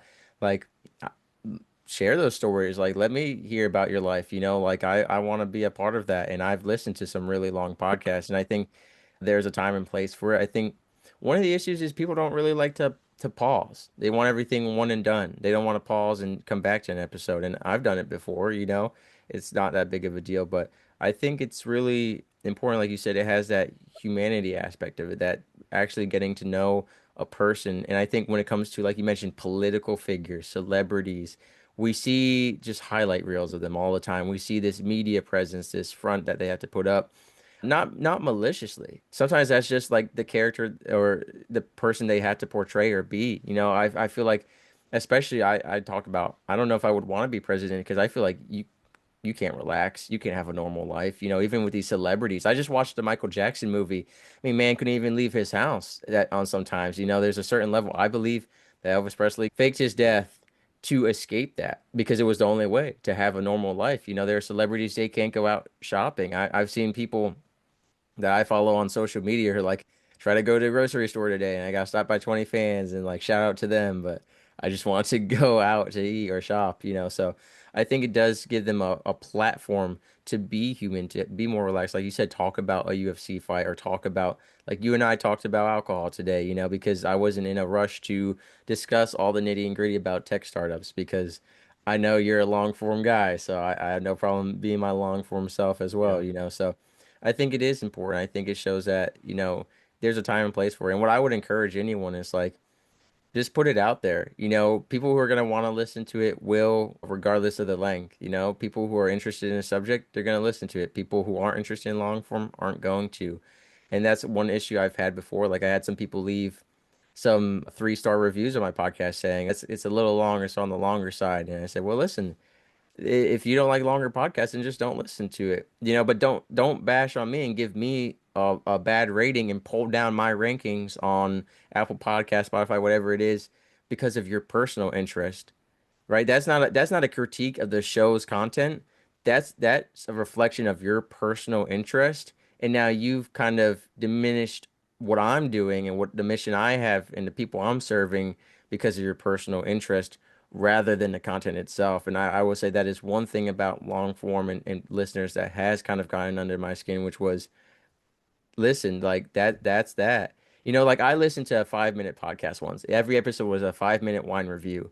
And I said, and I gave it 5 stars and I said, this is a great podcast. I would love to listen to 10 or 15 minutes. If you ever want to do long form content, I think it would do well. I didn't give it 3 stars and say, hey, buddy, you're only doing 5 minutes, so your show sucks. I said, listen, I love this, and if you ever want to go longer, that's great. If someone had said, hey, 5 stars, great content, Mr. Whiskey, I think you could dial back on the time. That's one thing, but saying, oh, 3 stars, because it's just a bit on the longer side, and that's not my personal interest. I mean, so that's just a little side rant there. But what do you think about that, Mr. Cavness? I don't know if you've ever gotten any feedback like that before. No, I haven't. I think with like with like long form content, like people are multifaceted, right? If you do like a 30-minute podcast, you can probably have time to talk about one thing, right? But people do different things, have different hobbies, different interests, different jobs, and the only way you can cover all that stuff is you do a long form content, right? Because my podcast, we'll talk about tech, hobbies. Like one thing, the question I always ask, like what do you for fun or hobbies, right? One person is hobby of scuba diving, right? So we spent 30 minutes just talking about the details of scuba diving, like what's your best place to scuba dive? What's your go to? What's your bucket list scuba diving place? What kind of equipment? All that kind of stuff, right? And yeah, so it's like I do this like a softball question, right? But if you want to know the person, you have to be a longer podcast. But it's just like, Yeah. hey, do 30 minutes. Let's ask, Jason about only tech stuff, right? That'll take 30 minutes, right? If you want to know the real person, you have to talk longer than that, I think. 100%. And, it allows you to go for those deeper questions as well, because sometimes when it comes to addiction recovery, suicide prevention, or domestic violence, human trafficking, some of the subjects that I cover on my show, like those are deeper conversations. Sometimes even like the school shooting prevention and safety, like you're unpacking a lot of mental health and other factors that go into why people become school shooters or what they do. So it's more than just that 30-minute window. And, it's about serving to convenience rather than content when you're looking at, well, most people they only want 30 minutes because that's the average commute to work or whatever it is. Well, I've heard this that, isn't yeah. about filling in a time slot for them. This is about giving them the content that provides the questions or conversations that need to be discussed. So, it's about that. And so I want to ask you your own question, Mr. Cavness. I'm gonna steal that from you. I'm gonna take it and throw it back, which is hobby. So I don't know if you even have time for hobbies. It sounds like you're a busy man. So, Yeah, I mean, I don't know. I really don't have any hobbies. Like I listen to music. I like hang out with friends. Like yesterday, I hung out with my friend Mark and Nat Johnson. So here I'm in Seattle. My podcast is a place called Pioneer Square, like the first neighborhood in Seattle. So the first Thursday every month they do a thing called the Pioneer Square Art Walk, right? Where the whole Pioneer Square is like all the art galleries are free. There's live mm. music everywhere. It's like it's just a good time, right? I do stuff like that. I consider the podcast a hobby, sort of, kind of. I like going on nature walks. But as far like people consider a hobby, like I don't paint, I don't play the guitar. A lot of things I want to learn how to do, I just don't have the time. And I do like a mini vacation every day. Like I'll go have a beer with a friend. So actual hobbies, like I don't have like a Lego set or anything like that. So yeah, I probably need a.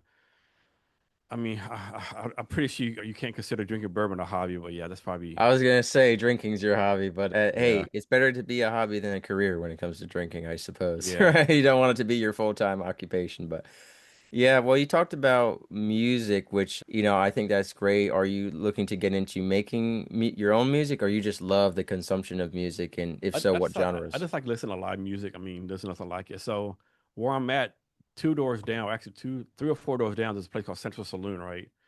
So Central Saloon's been open since 1892. All the big Seattle groups got started there. Like Nirvana started there, Heart started there. Any big time Seattle rock group you knew of started there, right? And to this day, they still have like two or three music acts every night, right?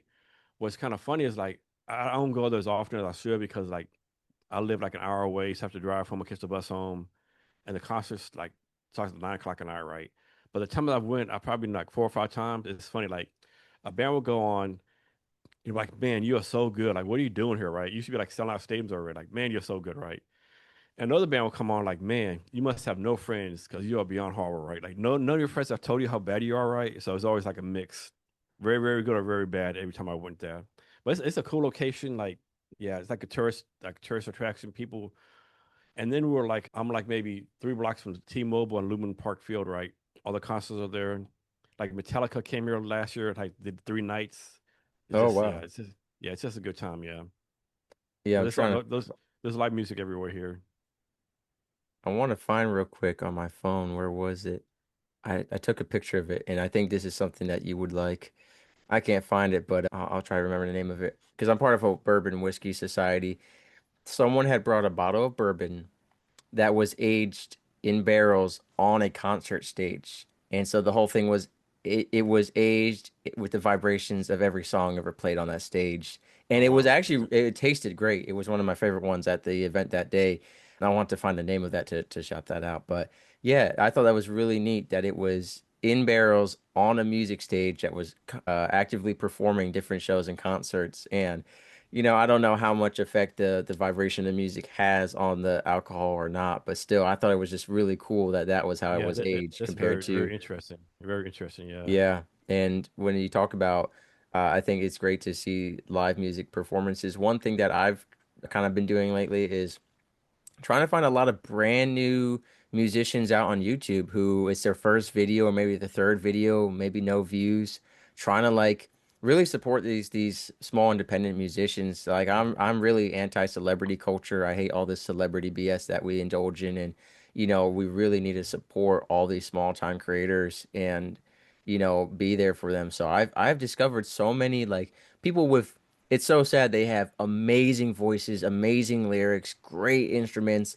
and they're just, in the giant shadows of these celebrities. And of course, there's so many new musicians every day that there's also a flooded and inundated market. So I've been trying to find like, yeah, I love listening to some of these mainstream artists. I have some people that I are my go-tos and stuff, but finding these new small artists is great.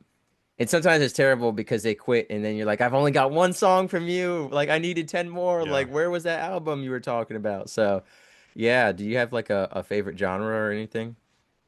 Uh, I'm big into hip hop, like old school rock, like Led Zeppelin, old school hip hop. Gonna say hip Um, hop's changed a lot. So clarify. yeah, old school hip hop. Yeah, I'm gotten a lot into K-pop recently, like Blackpink, XGL. What? Yeah, Mr. Cavness, yeah. that's is your wife Asian?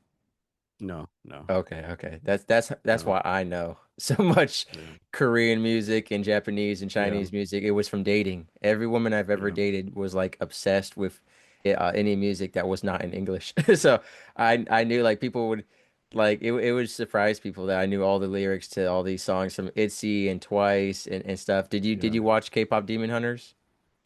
No, I never knew about that until I watched Snoop Dogg's Christmas special, and I seen them sing at Snoop Dogg's Christmas special. That's the first thing I found out about them. Yeah, but Oh they're wow, good. Yeah, yeah. Ladies and gentlemen listening, I encourage you. I actually have a Bible sermon, solo sermon episode on my podcast and on my website, couple nukes.com/radiating faith, where I broke down one of their songs, Your Idol, which is sung by the Sasha Boys. There are a bunch of Bible quotes and parallelism there that I broke down. You can find the thumbnail easily because it's a picture of me with the demon stripes, and I did some Photoshop editing to make me look like one of the characters from the show a little bit. So that was cool too. I kind of did it too late. Like everyone was done talking about K-pop Demon Hunters by the time I did that sermon, so I missed the bandwagon there. But I yeah. hope it was well received. But But yeah, good I music, just bring that up good because that music. was like the K-pop phenomenon of the year. You know. Yeah, In fact, I don't want to bash on her, but my fiance and I, she said, "Can we be the two main characters from K-pop Demon Hunters for Halloween?" And I said, "Okay." Oh, she gave me a dirty look from across the room. She's listed. I said, okay, because my hat has been gotten flat enough that I could have just already had half the outfit for when they're doing like the Korean priest demons part. So I had my outfit. I texted her and I was like, hey, make sure you go get your outfit today. We are like 2 or 3 weeks out from Halloween. This is probably going to be the number one selling costume of the year to be Rumi or whoever the main character is. She goes, okay, I'll go get it today. The day before Halloween, she's like, "Can you take me to the store to get the costume?" Sold out, completely sold out. And so I, who didn't even want to do the K-pop Demon Hunters Halloween, had the costume ready. I went and got the stuff for it, and she was not ready. And she's like, "I don't understand." I was like, "I told you to get it today." So I ended up we went as Jack Skellington and what's the girl, Sally, whoever the girl is from The Nightmare Before Christmas. And I had gotten because of money at the time, it was like $20 cheaper to get the kids large. And I can fit into some kids large depending on the material. I stretched and the whole back part ripped open of this costume. So I was just Jack Swollington for Halloween unintentionally. So yeah. And that's just a fitness and aesthetic advice. Buy children's clothes if you want to look huge, just wear really tight children's clothes. I have some of my t-shirts from boot camp that don't fit anymore and I'll put them on sometimes to just feel a little bit better about myself. But yeah, so I highly recommend if you haven't seen K-pop Demon Hunters, it was good. I will say this. It felt very American. It did not feel Korean to me, but that's my personal take. It's a hot take. I've had some teenage girls yell at me about that. You know, they get very offended if you say that. But it felt very Americanized. It did not feel very Korean to me, especially when it came to the character designs and their personalities and the animation. But yeah, do you have a favorite K-pop song? Oh man, No shame, there's no judgment here. Well, there are wrong answers though. yeah. I mean, I guess probably anything for Blackpink, I would think is Okay, good. I Yeah, gotta like think. They're not in my top three, so yeah, I can't name any off the top of my head. But I've heard a couple from them that I like. yeah. Of course, each one had a solo career last year, like Jenny, Rose, Jisoo, all those people Oh, had see, those you solo you know careers. your You know, stuff. I would have yeah, never guessed this. I would have never guessed this. So yeah. that's Each one funny. is like Lisa. She's the best dancer. You know, Jisoo's probably the best singer, or maybe Rose is the best singer. You know, like yeah. Yeah, I encourage everyone to catch out. What's the band called? Is it Dreamcatcher? I think that's my favorite. They do their songs are very like anime style. They're very like anime intro or outro kind of style. So I really got into their stuff because it was more like action pay. It because some K-pop songs are just too I don't know, K-poppy, they're too too girly, K-poppy. too poppy. Yeah, I was gonna say, but like Dreamcatcher, like some of their stuff was like intense. They're talking about Right. like my home is being destroyed. I gotta go. One of them is like run, run, run. Yeah. So it's that kind of stuff. Do you watch anime at all? Are you into animation, anime? No, not really. And then so the K-pop Dreaming Hunters. So the one lady, I don't know how to say her name, but it's like Reimi. You know that one? Well, there's Rumi Her. and okay, yeah, yeah. Rumi. Have you ever listened to any of her old stuff? No, no, I haven't checked out any of those like actresses slash singers Her, like actual content. her I old didn't even stuff. know they had anything before that, to be Her honest. old stuff is very dark. Yeah. Like one song she talks about murdering her boyfriend. Like, yeah. What? And she Okay, like, hey, she talking about fans. Hey, my fans, you know, new fans. I was in a dark period back then, so kind of don't pay attention to it anymore, right? But she said some she's she saying some was dark demon stuff. hunt. She was demon hunting back then too, right? Yes, she Yeah. was. Yeah, You she had some know, very dark stuff. it's interesting actually because like I used to listen to K-pop when I was working rotating shift work nuclear side because of the high energy. So in the morning it would help me get ready. Although I did have a tradition that I don't share with many people, which was that every Friday morning I would put on, I believe it's by The Cure, Friday, you know, Mhm. Friday I'm in love. I don't know if you've heard that song. Are Okay. you familiar? Yeah, I have. Yeah. Yeah, I would play it like every Friday because, you know, that would mark the weekend relatively. A lot of us had to study nuclear material over the weekend as well. But every Friday morning, it was like, it's Friday, I'm in love. Because what happened for me was weekends vanished for a time period. When I was in high school, and then senior year of my high school experience, in the beginning of March or whatever it was, they said, hey, there's something going on in the world. We're going to take a 2 week break from school, and then we'll be back for to finish senior year. We never came back. It turns out it was COVID-19, beginning of the pandemic. So I had no prom, no yearbook, no senior graduation. I had none of that experience. And that's fine. I didn't really care that much. But they decided to, you know, just do away with all that. I never went back to, so my whole like March, April, May, June, because I was in New Jersey at the time. So we have school until June, like the end of June. Like they say we have off June, July, August. Or my last day of school was like June 22nd. I mean, what do you mean I have off June? I have like the last few days off. But so all that time period I was at home. So there was no weekend or weekday. You know, you had and it wasn't like nowadays where there's a lot of virtual work. At that time, teachers were having to put together brand new virtual programs. Like nowadays, if you go to school online, they have it all set up. At this time, it was like teachers like, holy crap, I've got to take everything I was going to teach for the rest of the year and make it virtual. So my senior year, like the end of it was just like non-existent. And then went to the military. And then when I went to training for the military, going to A school and stuff, now it was back to Monday through Friday having class and then having a weekend. So that song became like a, all right, it's Friday. Fridays are a thing again. My nuclear instructor, he used to say, every day is Monday except for Friday. That was his saying that he lived by. And we used to say that the days are long, but the weeks are short. So Yeah. yeah, that became my Friday ritual, which I don't do it anymore because now I'm an entrepreneur. I work never and 24/7. You know. Exactly. Yeah. You'll find me. I was emailing people at 3 o'clock this morning in the morning because I hadn't gone to bed yet. And then other times people will try to get a hold of me at like 2000 and I'm asleep. So it's just random. You know, I think I work more than I did before. And for me, at least, I'm a solopreneur. I don't know about you, Mr. Cavness, if you have any virtual assistant or anything, but for me, it's just I run the whole thing by myself. So it's a lot of work. Yeah, yeah, it definitely is. Yeah, a lot of stuff behind the scenes you got to do, right? Right. Well, I jokingly say when I became a podcaster, I also became a social media guru, a marketer, a email person. Like you become a secretary, you become a CEO, like all this stuff. And so tell us a little bit about your podcasting journey again, just going for how long have you been doing it? How many episodes are you at? And like what have you really learned along the way about podcasting? Oh man, so I started September 2017, did several iterations, went from a 30-minute podcast. Then I like doing long form podcasts. You learn a lot, It's like you learn a lot from the people you talk to, right?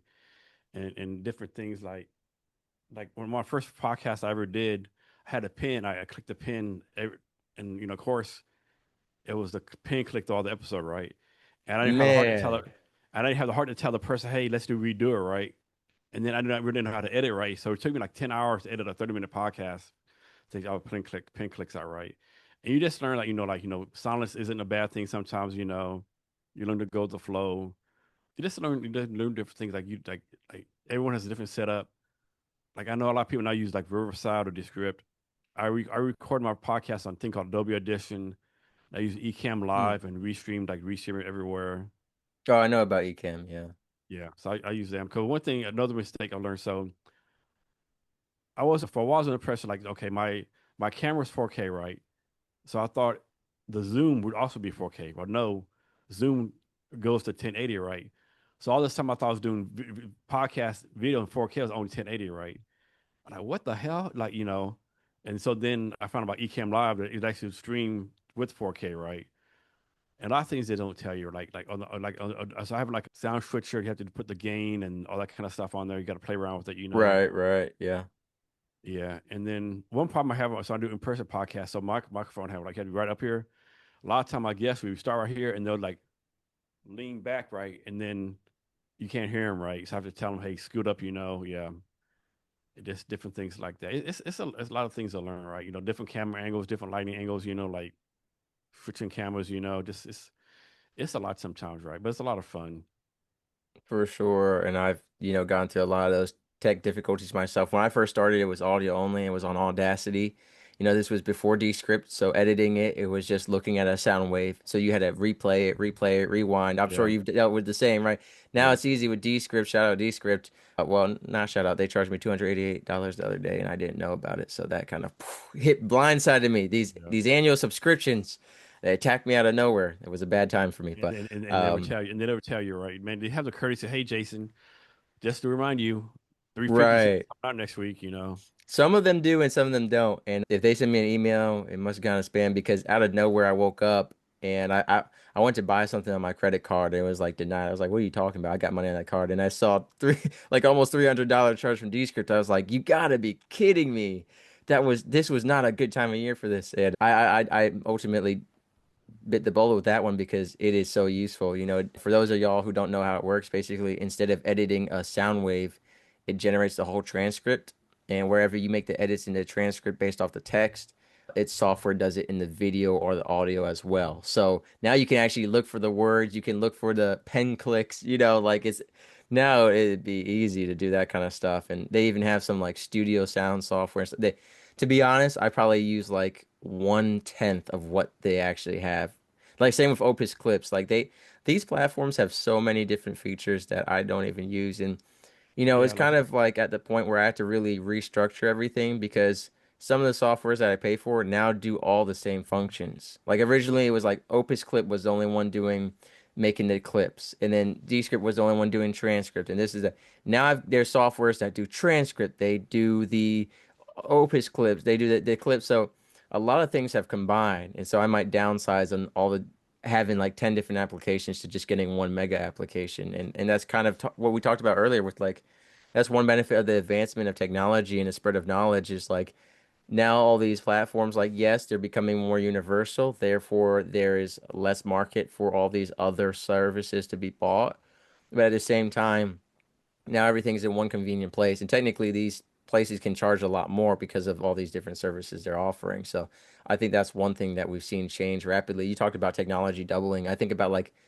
Opus Clips has probably gone over 100 different updates since I first got it, and a lot of applications that I've had have gone from just website only to mobile app to now you can do this and that. And it's annoying sometimes. Like the other day, I got on Zoom and they had changed where the recording button was, and Instagram changes where like it used to be the share button and the story button have swapped and the message button has swapped with the reels and your For You page. So it is a little annoying to keep up with all this stuff sometimes. But you talked about an in-person only podcast, a very brave and bold move in the opinion of many, because a lot of us know that it's not easy to get guests in person. I mean, if you have a studio, it's easier, and if you live in a big city, it's easier. But getting people to come in person to kind of take more time out of their day and like you're asking them to come to your studio and spend 3 to 5 hours, right? And obviously, you're promoting them and their work, so there's a benefit to them. But I mean, how have you found managing an in-person podcast to be, especially when so many people are just hopping on Zoom or Riverside? It's actually been pretty easy, right? Like I have like a backlog of 1,000 people in Seattle want to come on the podcast. I actually did 18 podcasts in person in Vietnam. I have 1,000 people there want to come on the podcast. It's been pretty easy, to be honest with you, right? I mean, because I have a good reputation. Everyone says I have a great time on the podcast. I ask good questions. I promote the hell out of the podcast. It's and like I do get like 5 or 10 emails a day from people saying, "Hey, Jason, I saw your podcast with so and so. Can you do one with Mary Jane? From Atlanta?" Well, no, because I only do in person podcast, right? So now people actually fly in from different places to be on the podcast, which still to me is like kind of batshit crazy, right? But it hasn't been hard, right? Now, trust me, if I were just like starting out today, do an in-person podcast, like no one knows who you are, no one's gonna do it, right? So you have to build up a reputation. Like I have a decent amount of followers on LinkedIn, social media, right? Like obviously I'm not Joe Rogan or anything like that, but if you Google me, all these podcast clips up, all this stuff comes up, so you can I easily did that like, right before we got on here, yeah, so he's I mean, telling the truth. yeah, so you can easily like Google me and you kind of look at the clip. Okay, this is what's a podcast gonna be like, right? It's no like kind of like get you or whatever. It's always like I try my best to put the guests in the best light I can. Right. So it's not the maintenance of an in-person podcast that is the difficulty. It's the initial launch of it that is vital. Yeah, yeah, definitely. Yeah, Yeah. of course, having a good reputation helps out. Like, and like I said, I have people want to be on the podcast all the time, which helps out you too. Another good thing, like every time there's a guest, they always have to feel, oh, hey, reach out to this person, right? They should be a great podcast guest, right? And it's a lot of fun, like I said, right? Yeah. Where do you see the future going as you continue? Because I know you're speaking at a lot of events coming up here. You travel a lot. You're podcasting a lot. What is the goal? Just to continue to build a following? Do you plan on restructuring anything in the future?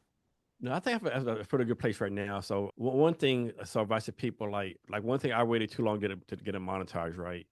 Because even though I saw on all the podcasts that's like top 2%, top 25% podcasts, like consist like in top 80 of tech podcasts. If you look at the number itself, like man, there's no way I could be top 2%, right? These numbers, right? Well, actually, I am right. And another criticism like podcast stats, like it doesn't count what you get on LinkedIn or YouTube videos, right? So when I do my stats, I combine everything, right? Like my LinkedIn newsletter with everything that's connected to podcast use for my stats, right? But I definitely waited too long to try to monetize it, right? So I would say if you have a decent following, no matter what it is, like try to monetize if you can. So like I've had like some different tech companies do ads on here, just different things like that. And plus, like I do like an event once a year. Like I'm doing an event on June 8th for Seattle Deep Tech Week. It's gonna be like 10 deep tech demos, like robotics, AI, quantum stuff, doing demos. So the podcast up for that.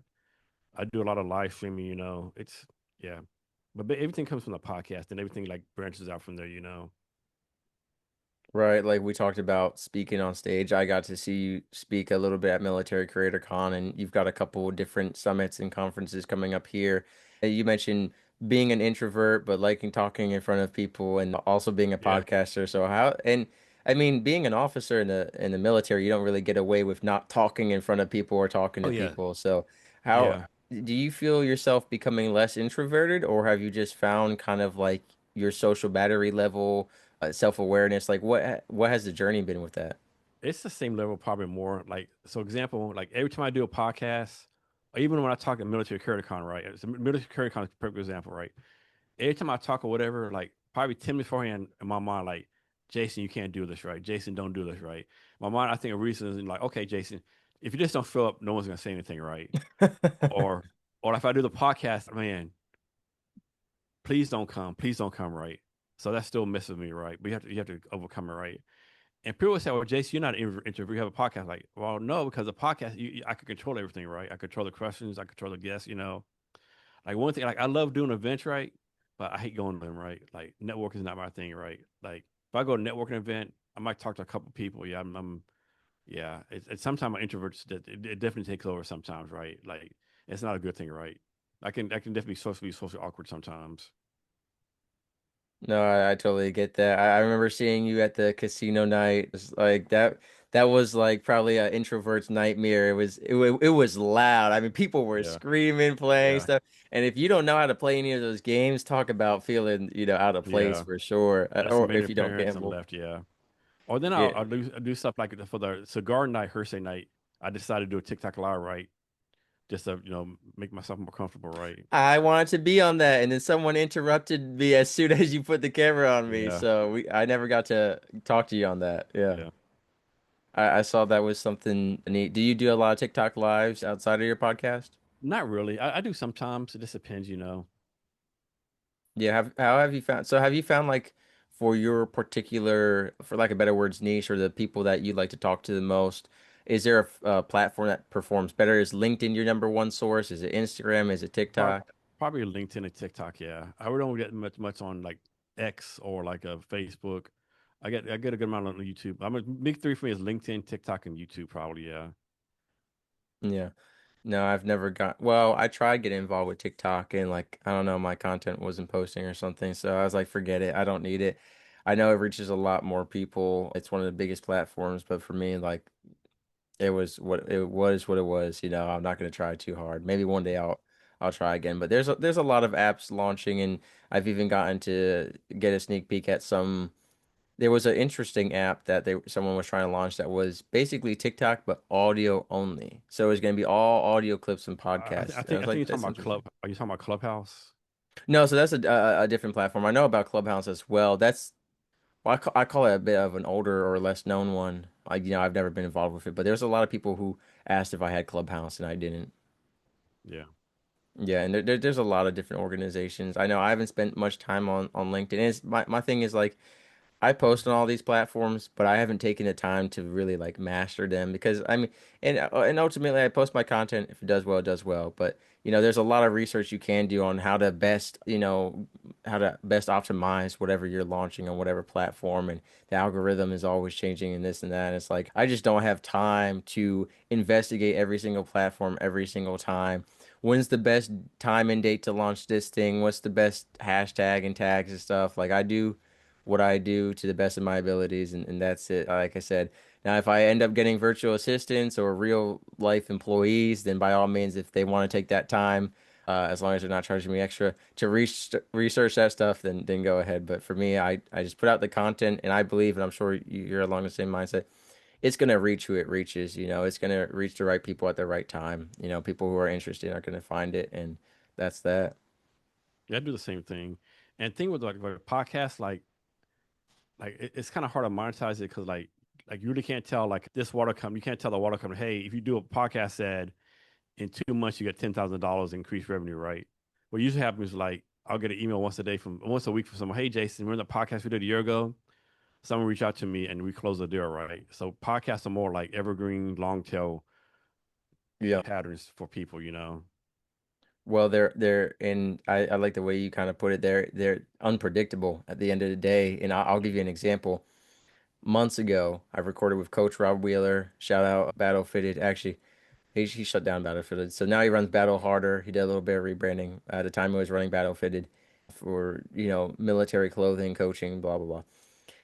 He and I did an episode like whatever 8 or 12 months ago, and it got its initial. And every episode has like its initial launch period where it's getting listened to every day and people checking out, and then at some point it fades off. And then what was it like a few days ago, out of nowhere, dozens of people were listening to that episode every day for 3 days, and then it died again. It's like what caused this spike? And sometimes it's holiday related. I've been able to track some holiday themes like there was an episode that was months old, no one was listening to it.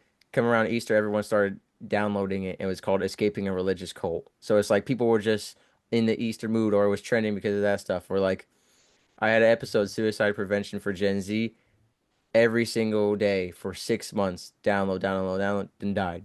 And then came back for a set amount of time and died. So I'm sure you've seen, I don't know how much you check your stats out, but there's just some weird trends sometimes. Like sometimes you can believe like maybe it's the holiday, maybe it's the news, and then sometimes it's just like I don't know, someone discovered it and they sent it to everyone they knew, and everyone they knew happened to like it and sent it to someone they knew. Like sometimes you can't tell like what's going on. And sometimes it's in other countries. So I had no idea what's going on with that. Like I'm sure you get all the time new cities and new countries listening to your podcast, and you're like, I never even heard of this country. I went through one time all the countries that my podcast has been listened to, and there was like at least 10 of them I had never heard of in my entire life. Yeah. And then you have a spike. Is it really people, or is it like just bots that are going to see your podcast, right? I mean, it still cancels a view, so I guess it doesn't matter. Yeah, well, and it's hard to tell the stats. I know, especially like on YouTube, because people always ask me, Mr. Whiskey, who's your audience? Who's listening to your show? I said, I have no idea who's listening Yeah, to it. you can't answer. I can't answer that question yet. I said, I know I can tell you that most people listen to it on a phone or a computer, sometimes a TV. I can tell you most people listen to it on Apple Podcasts and through Apple devices, but there are some people who listening to it on on an app I never even heard of in my life. They're like, Yeah. is it mostly men or women? I don't know. I don't get gender statistics from any platform except for YouTube. I said, okay, well, is it mostly men or women on YouTube? I said, well, guess what? It doesn't just do the podcast episodes. Every social media clip that I launch from the podcast episodes and that guests have collaborated with me on are included in the statistics. Well, an episode might get, let's say it gets 20 views, but a clip from it might get, 20,000 views. So it's completely skewing the data, which I say don't worry about it unless you're really trying to like hone in on a specific niche for whatever reason. If you're a broad show like Mr. Cavness, you and I are both anyone could listen to our show and benefit from it. It's not very specifically for just medical dental students who also happen to be bus drivers, to give a very specific example, right? Like we have anyone can listen to it and take something away. So I say if you're serving an audience like that, don't worry about it. But Yeah, I agree with you. Yeah, it's the tracking is so off the scale, shelter, right? So people, hey, can you tell me like your audience? They want to know like how many tech people, how many whatever case. Like, no, I can't do that, right? Yeah, like I said, that's probably my biggest criticism of the podcast industry. Like, there has to be some kind of way to like get more reliable stats, you know? and it's sad because I think about like Apple Podcasts, for example. It's like we can't tell you age or gender. I'm like, why not? I know you have that information. It's like if I downloaded Apple Podcasts and it said, please put in your age and gender, I wouldn't second guess it. Almost every application asks for that. Like you ask for my birthday, I'm more hesitant to give my birthday than my gender, to be honest with you. But it's like, why can't you give me that information? It's like, so you're gonna tell me that they were listening on their phone in their mom's basement in like, XYZ city, and you're gonna tell me what episode they listened to, but you're not gonna tell me if it's a man or a woman? Like you already like basically told me what city they live in. So it's just so strange. And it's like people ask how many people listen to your podcast. I'm like, I have no idea. Some days it's one person and some day it's XYZ amount. Like it's different every single day. So, you know. And if and it's always at least one person because I download my own episodes. But right. There's always at least one person. Like I've got two Yep, phones, so I try to get two downloads a day. that's funny. Yeah. So what do you say? I know you mentioned Vietnam a few times and even you were doing in-person podcast episodes in Vietnam. Yes, yes. So what was that like? What is it like going to Vietnam and podcasting and why are they so involved you're correlated to Vietnam through the tech space, correct? Sort of, kind of. So how I got involved with Vietnam. So a good friend of mine, Kevin, he's from Laos. He's an Army veteran also. His wife Mina was actually born in Ho Chi Minh City, Vietnam, or Mm. Saigon, and but her and her family moved to the States when she was 13. And so January 2023, Kevin says, "Hey, Jace, Mina's in college, and her college is actually going to Ho Chi Minh City, Vietnam for 10 days September. Can you come with me, right?" And in my mind, I'm thinking communist Vietnam, like communism, Soviet Union, 1950s, right? Like, dude, I'm not going to go no freaking communist country, right? Like, why do I want to go somewhere like everything's like, that's communist? Like, you have to get permission Right. to do anything. No, Jason, not like that, man. Whatever, dude, I'm not going to do it right. He asked me a couple more times. And then, like, maybe July, I was like, man, Jason, you big dummy. When you have a chance to go to country, like, basically a tour guide, right? And so I decided to go. But me, I got on LinkedIn. I started connecting with all these tech people, all these VCs, all these different people, right? And so I was there for 10 days, had a great time, but each day I had like two or three meetings, right? So I met with one guy, Raphael Masters. He's built his company like does like, what's the word for fake arms? Prosthetics. Yeah, that word there. He's making that, but there's like to also like use data and stuff for the body limbs. Met one guy has a $500 million company out of France and Vietnam. So I met all these cool people, right? And also met that's where I met Tech Bank and met Earth VC. And then had a great time, made a lot of connections. So fast forward to June 2024, Kevin says, "Hey Jason, me and I got married young. We were kind of poor. We just did a courthouse wedding. I'm doing well now. We're gonna get remarried in Vietnam February 6, 2025. Can you be in the wedding?" Like, yeah, hell, I'll be in the wedding. I'll say I'll probably get like last week January. It's okay, cool. July came, say, Jason, do me a favor, because Kevin, he's the one who helps me all my podcasts set up, right? And he said, "Hey, Jason, how many people do you know in Vietnam?" Like, man, like I knew like a couple hundred. Do you think Earth VC will let you use their space and do a podcast there? I can ask, right? And then Earth VC said yes.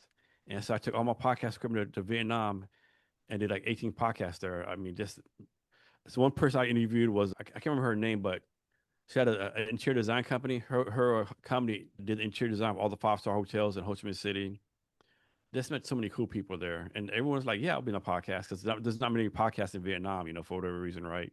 Right. And so people were like pretty much like, "Hey, can I do the podcast with you?" Right? One guy I talked to, Zach Crush. He was an army officer. He was employee number like 95 at Snapchat. So now what he does in Vietnam, he's basically like the Joe Rogan and Dana White of UFC in Vietnam, right? So he came on the podcast. That was pretty cool. Did you say that And 95? yeah, he was like I think he's employed number 95 at Snapchat. Yeah, Wow. so kind of up there. And just and Vietnam is so entrepreneurial, so tech advanced. Like so many cool things. Like it's real big in crypto, AI. But I mean, yeah, just so much stuff going on there, right? That I had That no is idea really about. shocking to me because I guess kind of like you talk about what we think about other countries before we actually go there. I think a lot of people picture just a jungle with Vietnam because a lot of people, when they think of Vietnam, they think of the Vietnam War. They think Yeah, of, the humping the boonies and yeah. jungleness. And I met someone who was trying to move to Vietnam because she was like, "Hey, I can get a penthouse for like $300 or $500 a month." Because like That is every true, American I man. know who's going there is going there for prices. But this Yeah, is that's the true. first time I've heard about the tech industry there. Oh, So it's so definitely advanced there, man. interested in that. It's so advanced. The tech stuff they're doing there, it's yeah, that's a lot of software development firms. Like the company I work for, Tech Bank, I'm having them break in the U.S. market, but they have 150 developers. They have projects all over Africa, all over Europe, all over the Middle East, all over Asia. Yeah, there's a lot of tech stuff going on there. Yeah, I think that's so interesting because again, I always kind of pictured a jungle, especially I've interviewed a lot of Vietnam veterans on my podcast. So, I have a very, I guess, outdated mental image, because they were the parts of Vietnam that they went to are probably not the parts that you went to. But, it's interesting. I've met a couple of Vietnam veterans who they went back there after the war later on to half of them got married to Vietnamese women, which is, interesting. And then the other half, they just want to see what the country ended up like after that whole conflict. And so Yeah, it's interesting to hear yeah. their perspectives as people who were there in warfare in the jungle, and now they go there to the cities and see how it is. And a lot of them have had a really positive experience and really recommend it to other people. So it's on my list of places to go as well. I know like I've been to Japan. I'm going back to Japan, but I want to hit up Malaysia and Vietnam because I've met people through podcasting who live there, and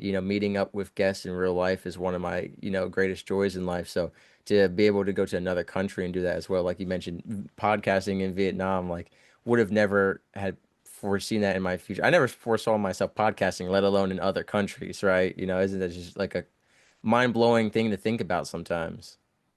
One thing that's still crazy to me is the fact like how much the Vietnamese people love Americans, right? That was one thing I was not expecting. They love Americans for whatever reason, right? Which is kind of crazy to me. But I have a funny story for you, right? Okay, yeah, yeah. So I have a lot of friends there. One of my friends' name is Will James. He's actually from Canada, but he's been like 10 years. He does like his like marketing company there, right? And she hung out for a while. And of course, he has a little Vietnamese girlfriend. And said, "Hey, Jason, you've been in Ho Chi Minh City. You want to see like the river Vietnam, right? We're going to my girlfriend's parents' house for the weekend for a week, right? Do you want to come along?" Yeah, I'll go along. And he was like, just so you know, like it's like plenty of food, plenty to drink, but it's like a small house, small farm, right? And so I get there, the house is like a mansion, and the small farm is like the biggest rubber tree farm in all of Vietnam, right? Which is kind of funny. But we get there, we're having dinner that night, and this elderly gentleman, he's in the Vietnam War, right, on their side, of course. And he told me so. It was so funny when he said, "Are you American?" I said, "Yes, yes, I'm American." You know what? Last time I saw America was through the sight of my weapon. Well, I do have a weapon right now, sir. Right. Wow. Yeah. Great way to welcome over a house guest. But that's so interesting seeing the change, because I find it very different from now again, I was I'm speaking from personal experience, so it's not obviously the truth of the whole country, but there was a lot of anti-Americanness when I was in Japan. There was a lot of people who hated there was protests going on in the streets, peaceful protests, especially compared to America, but Yeah. protests very loud with megaphones and cars and flags and marching against immigration, saying Japanese culture is being killed by the Americans who are moving here. Not just Americans, but Europeans and other people as well. Yeah. But there was plenty of parts in Japan where I went and people would just give me like the death glare because I was American. And and to top it off, I had an Asian woman with me, so then they double hate me because it's like, oh, now you're stealing our women and our culture. Like, pick one or the other. And I said, well, I only came for the culture because of the women, Yeah. but it's a shame. So it's interesting to hear about Vietnam because I would have expected that to be a very anti-American place. That's my Because thought too. Yeah. what But it's I've not. heard, and maybe you can confirm, I don't know if you came across this, was someone told me that in Vietnam they call it the American War. They don't call it the No, Vietnam they War. do. It's called American War. Like if you go to the War Museum, it's like it's off on their side, and then we're on both sides just horrible stuff to each other. But yeah, it has all the atrocities we did to them, like the Ancient Orange, all the bad stuff we did. But yeah, it's called the American War from their side. Yeah. Yeah, and I know I shouldn't find that funny, but I find it funny in the sense that like that's really how history and news is. Like I was actually writing today for my college class. Like I go to Planet Fitness, not a sponsor, but it's a pretty good place. And whenever I do the treadmill, the elliptical stairmaster, whatever, they've got all the TVs, and they have Fox News and CNN News on the channels on the TVs right next to each other. So I walk with my eye, one eye on each screen, and they'll literally be telling the same story but completely opposite. And I'm Oh like, yeah. how can I'm walking on a treadmill forward, looking at these two same stories, and they're completely different. And so, of course, you know what they say, a coin has two sides, and the truth is the one down the middle, or whatever they say. They like, I'm always curious, like, so what actually happened? Because you're saying this and they're saying that. So I got to find some podcaster because podcast is one of the growing neutral news media formats. So yeah, but it's just so interesting. And when someone told me very recently that it was called the American War, and I was like, oh, Yeah. that's really funny in the sense that like we call it the Vietnam War and blame them, It and was they funny call it the too. American War and blame us. Yeah. What's funny at the museum they have a showcase of all the American equipment we left over there. Wow. Yeah. All the That's tanks, all the interesting. different equipment. Yeah. That's so weird to just go to another country and see like your stuff on display. It's Yeah. like that's so strange. Yeah, I mean, I won't self-invite Mr. Cavness, but if you ever need another person to go with you to Vietnam, I definitely love to check it out. Maybe I'll stop by there when I'm in Japan. It's probably cheaper to fly from Japan to Vietnam than from America to Vietnam, that's for sure. Yeah. Yeah. But No doubt. Yeah. I definitely want to check it out. It's actually interesting. People ask me, Mr. Whiskey, why do you want to go to Malaysia? I said because there is a muscular woman over there who was on my podcast, and her and I have an arm wrestle challenge that I must fulfill one day. So I never thought I'd say I'm going to Malaysia to arm wrestle a muscular a woman who was a like an engineer and quit her job to just become like a fitness trainer. And it's like, huh. It's interesting. Sometimes people ask me, like, what do you do for a living? And I'm like, as a podcaster, I can give them so many answers. Like, I could say, oh, well, I go to other countries to arm wrestle people. And it's like, it's part of my podcasting journey. It's not what I do on the daily. But other times people are like I joked on a podcast once, they were like, you could describe some of the things you do as a podcast and they would think it's a different job. So I was like, yeah, people come to me and share about their sobriety and relapse and all these struggles. They're like, oh, you're addiction recovery therapist. And it's like, well, I'm a podcaster. And it's like people share their breakup stories and ask me for relationship advice or share relationship advice, they're like, "Oh, so you're a couples counselor?" It's like, "No, I'm a podcaster." It's like we fall under all these branches, and you mentioned it multiple times throughout the episode, and I agree with it 100%, Mr. Cavness. This is one of the biggest benefits of being a podcast host. I have learned so much from people all across the world, people that you and I got to interview, not just have a conversation or listen to their content, but we got to ask the questions. We got to guide the questions. We got to ask the questions. And I don't know if this has been your experience, but for me, some of these people charge thousands of dollars to ask them questions. And you and I get to do it for free. You know, we're promoting them and giving them time and ask them some questions that people wish they could ask them. So that's definitely been a cool experience that I'm sure you've gotten to partake in as well. Yeah, I've definitely taken advantage of that without a doubt. A lot of time I have guests on is because like they have something I want to learn from, right? Or I'm doing some time I want to bring them on, like pick their, hate the term pick your brain, but pick their brains, right? It's like a almost like a free 3 hour consulting session with each guest. Right, right. I've been able to heal most of my childhood trauma for free. Normally that costs $1,000 a session. You know, they say, "Hey, don't go to therapy, become a podcast host instead." That's my advice. That's my takeaway. But don't blame me if anything bad happens. But what would you say, Mr. Cavness? I mean, obviously you've interviewed a lot of people for a very long time, and we're not gonna play favorites, but has there been any interviews or people that kind of like were, I don't want to say better, but maybe stuck with you more or hit you more personally, whether that was something deep that changed on the inside or something that was really funny or some advice that kind of left you shocked? Like, Well, I can tell you my craziest one. So I interviewed this guy one time, and we just start talking, and he just talk about how like ever since a young age he's seen spirits everywhere, right? Oh, tell me more. Oh, he said, well, as a matter of fact, there's spirits in the room with us right now. I said, so there's spirits in the room right now. You can see, oh yeah, there's spirits all over me, all over everywhere. I see spirits all the time, right? And I asked like, so is this because like from psychedelics, LSD, mushroom? No, no, I've never taken any drugs. I've just since a little kid, I've always been into spirits around me, like different angels, demons. So I'm like, okay, so that was very interesting, right? I'm like, okay, so to confirm they're in here right now, yes. I know you can't see them, Jason, but trust me, they're talking right now and all this kind of stuff, right? So that was like very, yeah, my off question the would have wall, so been, to speak. are they good intended or are they malicious spirits? Like, you gotta let me know. That's the first question out of my mouth. Like, are they good or bad? Are they on our side? I know, right? No, I didn't ask that. I was just like kind of taken back, and I just, like, if some people said, Jason, I would have stopped the interview right there. Like, no, you're halfway through, you just got to keep on going, right? Yeah, it's like, But are they yeah, podcasting? But yeah, no, that's the, and I know I've interviewed with some people or I've talked to some podcasters who the person they were interviewing had attempted suicide that morning and failed. Failed in the sense that not that it was a failure, but that the gun misfired or that they got on the podcast instead. So it's kind of strange sometimes the places people are podcasting to you from in that mental state or emotional state or like you never know what they were just doing or what they're gonna do afterward. Not to make it really cryptic or ominous, but like sometimes that's the case. It's like, wow, that was their experience this morning. And maybe for me it was I just rolled out of bed and put on a hat and got behind the microphone. Like you never know like how different the two worlds are, you know, and it's been neat actually because I've gotten to, and I'm sure have you guested on a couple of different shows? yeah. So have you been on shows in other countries? I don't know. I think I have. I can't remember. I think I've been on a couple in Canada.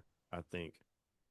I just bring that up to say it's been neat because I've gotten to podcast with people and it's like 1 a.m. my time and it's like 5 p.m. their time and it's like, you know, they're like, I'm going to bed after this and I'm like, oh, okay, I'm gonna wake up and start my day. So it's Yeah. it's pretty neat that universal connection sometimes. So yeah. And then, well, Mr. Cavness, I'll leave it to you. You're the long form expert. So is there anything that you did want to discuss, you know, like mandatory on the podcast that you really want to share with whoever's listening, whether it was life advice or comedy or just something about yourself that you want to promote or anything like that? I think the biggest thing is like a lot of us have self-limiting behavior, right? Like a lot of us are like, hey, I want to ask Mary to do something, but I know Mary's gonna say no, right? Well, give Mary the opportunity to tell you no, right? Don't assume someone says no. Like example, I think I said this in my talk, but like I went to a tech conference maybe 2 months ago, right? And this lady, she has a health tech startup, They just raised like $100 million, right? A lot of money, right? She's talking or whatever, giving a great speech.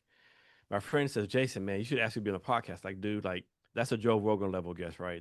I'm not gonna waste my time, her time, even asking her, right?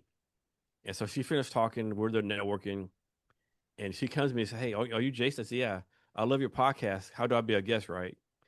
And of course, in my mind, like, "Are you fucking kidding me, right?" Like, of course, you kind of play it off. Oh yeah, sure, we'll work something out, right?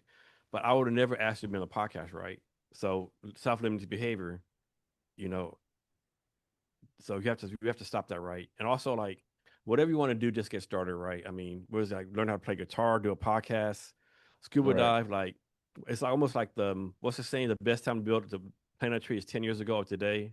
Like you have to do it today, right? Yeah, the best time to plant an oak tree was 50 years ago. The second best time is today, and a lot of us kind of had the idea of like it's too late to start, or a lot of people like are so focused on perfecting the launch that they never launch. And that's for podcasting, that's for whatever it is, like you Yeah, mentioned. yeah, I think a lot of us do stop ourselves. And I think your advice is great for not just business, but for relationships, especially. There's been a lot of relationship arguments I've been a part of where the person was like, I knew you would say this, or I assumed you would say that. And I was like, but because you thought I was going to say that, therefore you didn't bring up this topic or take this action, and then ABC happened to a relationship. Like even if it's like a repeat behavior, like maybe like it could be like 9 out of 10 times I've said no to this exact conversation, but there's a 10th time where I might say, hey, I've thought about it, or because of extenuating circumstances, like I don't expect everything to always be a firm pattern in life, especially when it comes to people and relationships. Like obviously there's certain things we never compromise on, but I say always try, like you mentioned. I think so many of us actually damage our relationships by assuming our partner's behavior, by assuming their thoughts or what they're going to say.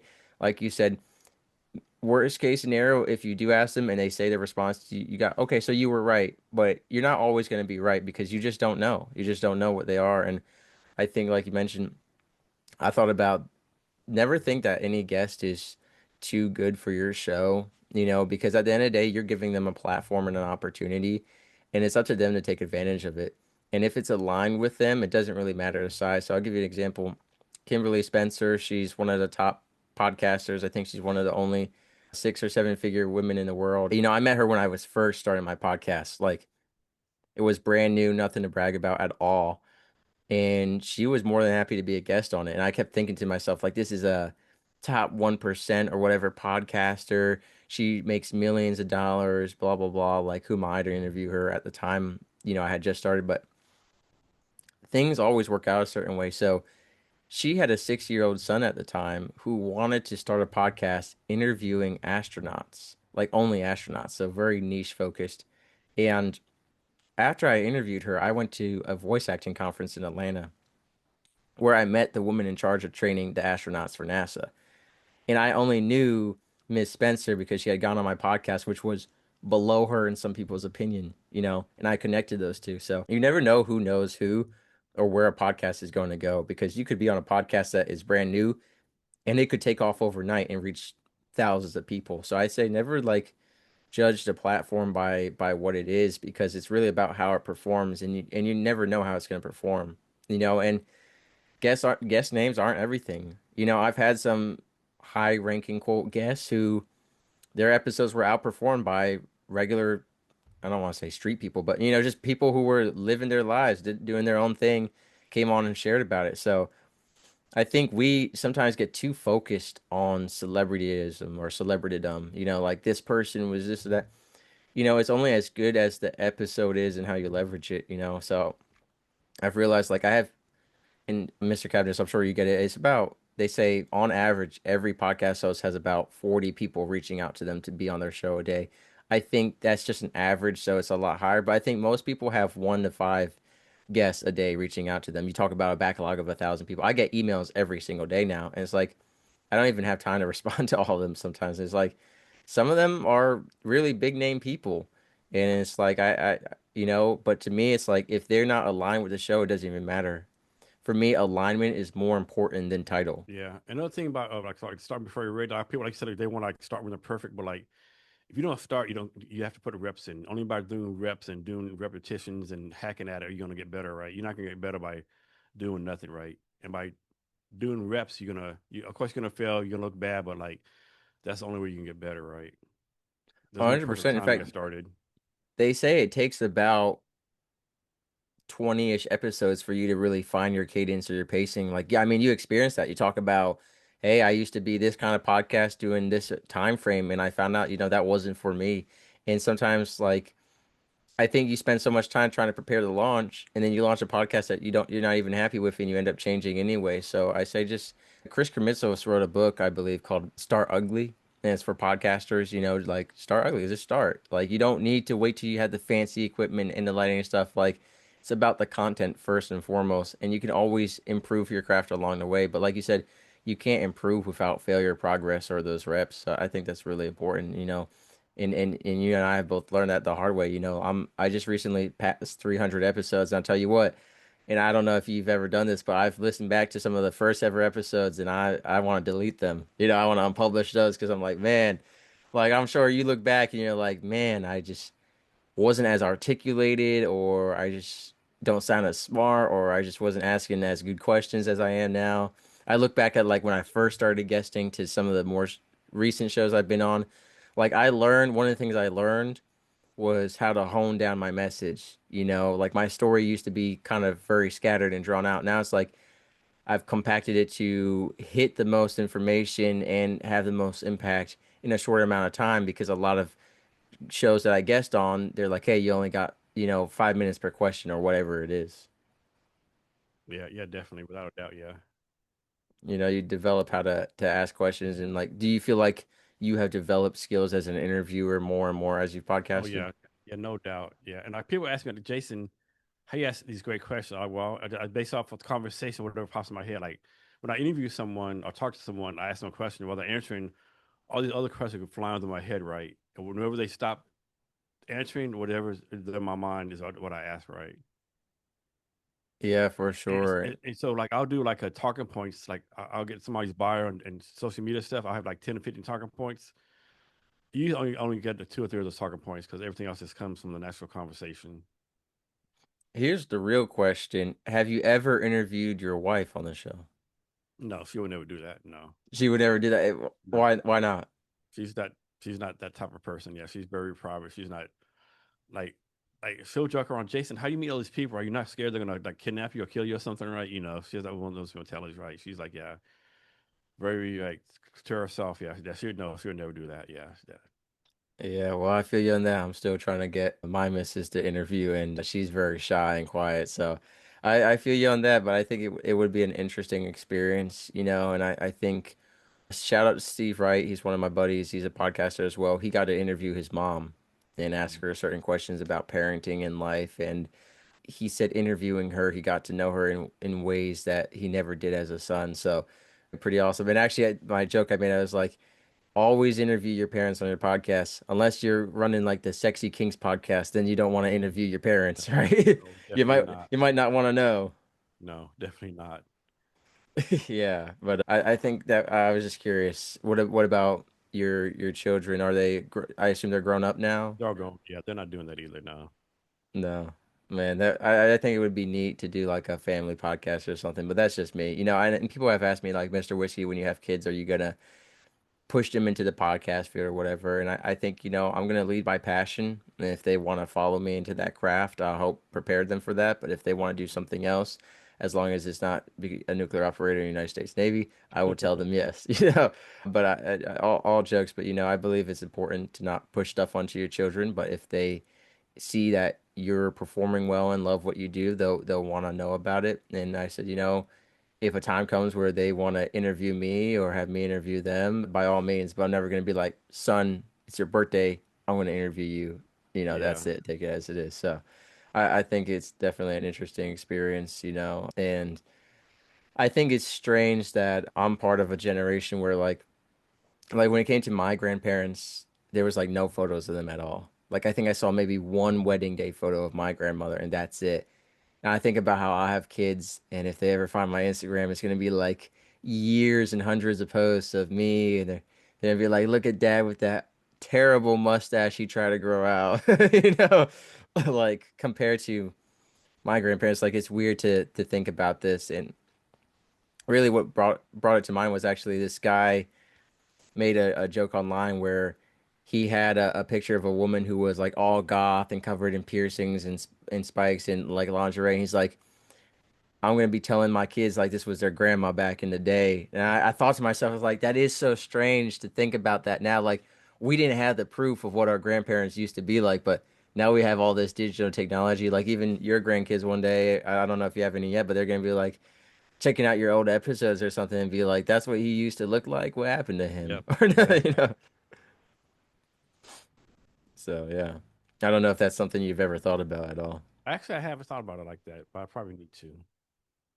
Yeah, it's like a strange thought to have now. So, yeah, but I've met you in the middle of long form. I've done 2.5 hours, so it's not your 3 hours or 5 hours, but it's more than my hour and 10, hour and a half. So I'll start to close it up here. I really like what you left us with, which is, don't impose self limits, don't limit yourself with fear, with anxiety, with assumptions, with thoughts, and then just start. Is there anything else you'd like to top it off with? Man, like I said, this, I mean, I have a saying I do is like always believe in yourself when others don't. And especially always believe in yourself when you don't believe in your own self, right? Because we have self Mm. doubts, right? So even if you have self doubt, just remind yourself, you know what? I can't do this. I can't do this kind of stuff, right? There's like, there's a lot of things to do out in the world. Try to be a better person, so to speak, right? Try new things, meet new people, travel. If you're the type of person who like lives in one neighborhood all your life, there's things out there you can go experience, right? Meet new people, try new foods. Just life's to be lived, right? And live life the best you can. Of course, I know economically maybe you can't do it right now, but there's something you can do. Go even like suppose you live in like I won't say like live in Dallas, Texas, right? Go to a different neighborhood, right? Go to a different part of town. Just do something different. Make the world a better place. Amen to that. Yeah, there's so much out there to do and explore, and so many of ourselves are just keeping us in our own little bubble because of maybe it's self-doubt, maybe it's just not being interested in what's out there. But there is so much out there to do and explore, and being a podcaster and traveling to speak on different stages and meet guests in real life, I've gotten to explore. Like I grew up in a home that was racist and xenophobic. And like I thought New Jersey was all of America. I didn't even know there was really other states. And then I got out and traveled, and like my mind was open. Like even what we shared about Vietnam earlier, like going to Japan versus what I saw online about Japan, going to different states compared to what I thought.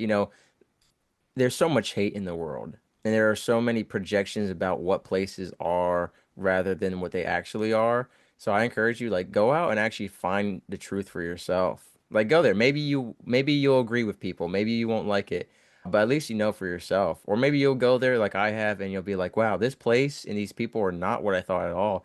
And like, this has unlocked a whole new chapter in my life of something to do. So I highly encourage everyone to get out there. And then, Mr. Cavness, of course, I want to promote you a little bit at the end here. If you have any website or social media handles, obviously they're all going to be in a description below. But if you just want to share a little bit about them and who really you think would take away the most from what you do, both business side and then podcast side.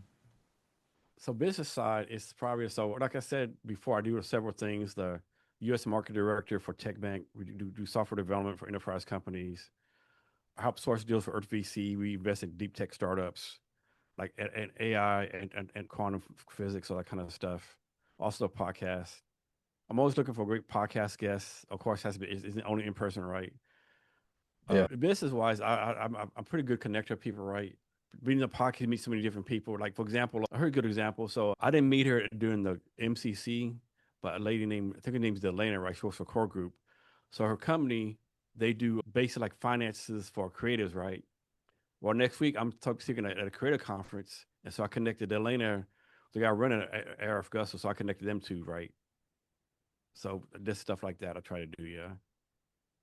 Yeah, for sure. So again, we'll have everything in the description below for people to check out. Like we've mentioned, you've got quite a variety of guests and episodes out already for people to find whatever really their heart calls to them. Maybe not every episode is for everyone, but everyone has an episode for them, is what I like to describe my podcast as, and I believe yours is the same. So Mr. Cavness, it's been great catching up with you, getting to know you a little bit more. I definitely want to make it out to Seattle sometime to guest on your podcast as well. And if not before then, I'm sure I'll see you at Military Creator Con or some other conference or Yes. somewhere in between. So, and yeah, I look forward to that. And maybe we'll meet up and make some social media clips together as well. So we've Yeah. got lots of connecting to do in the future, but I appreciate you taking some time out of your evening tonight to connect here on the Couple of Nukes podcast. Thank you, Mr. Whiskey. I really appreciate it.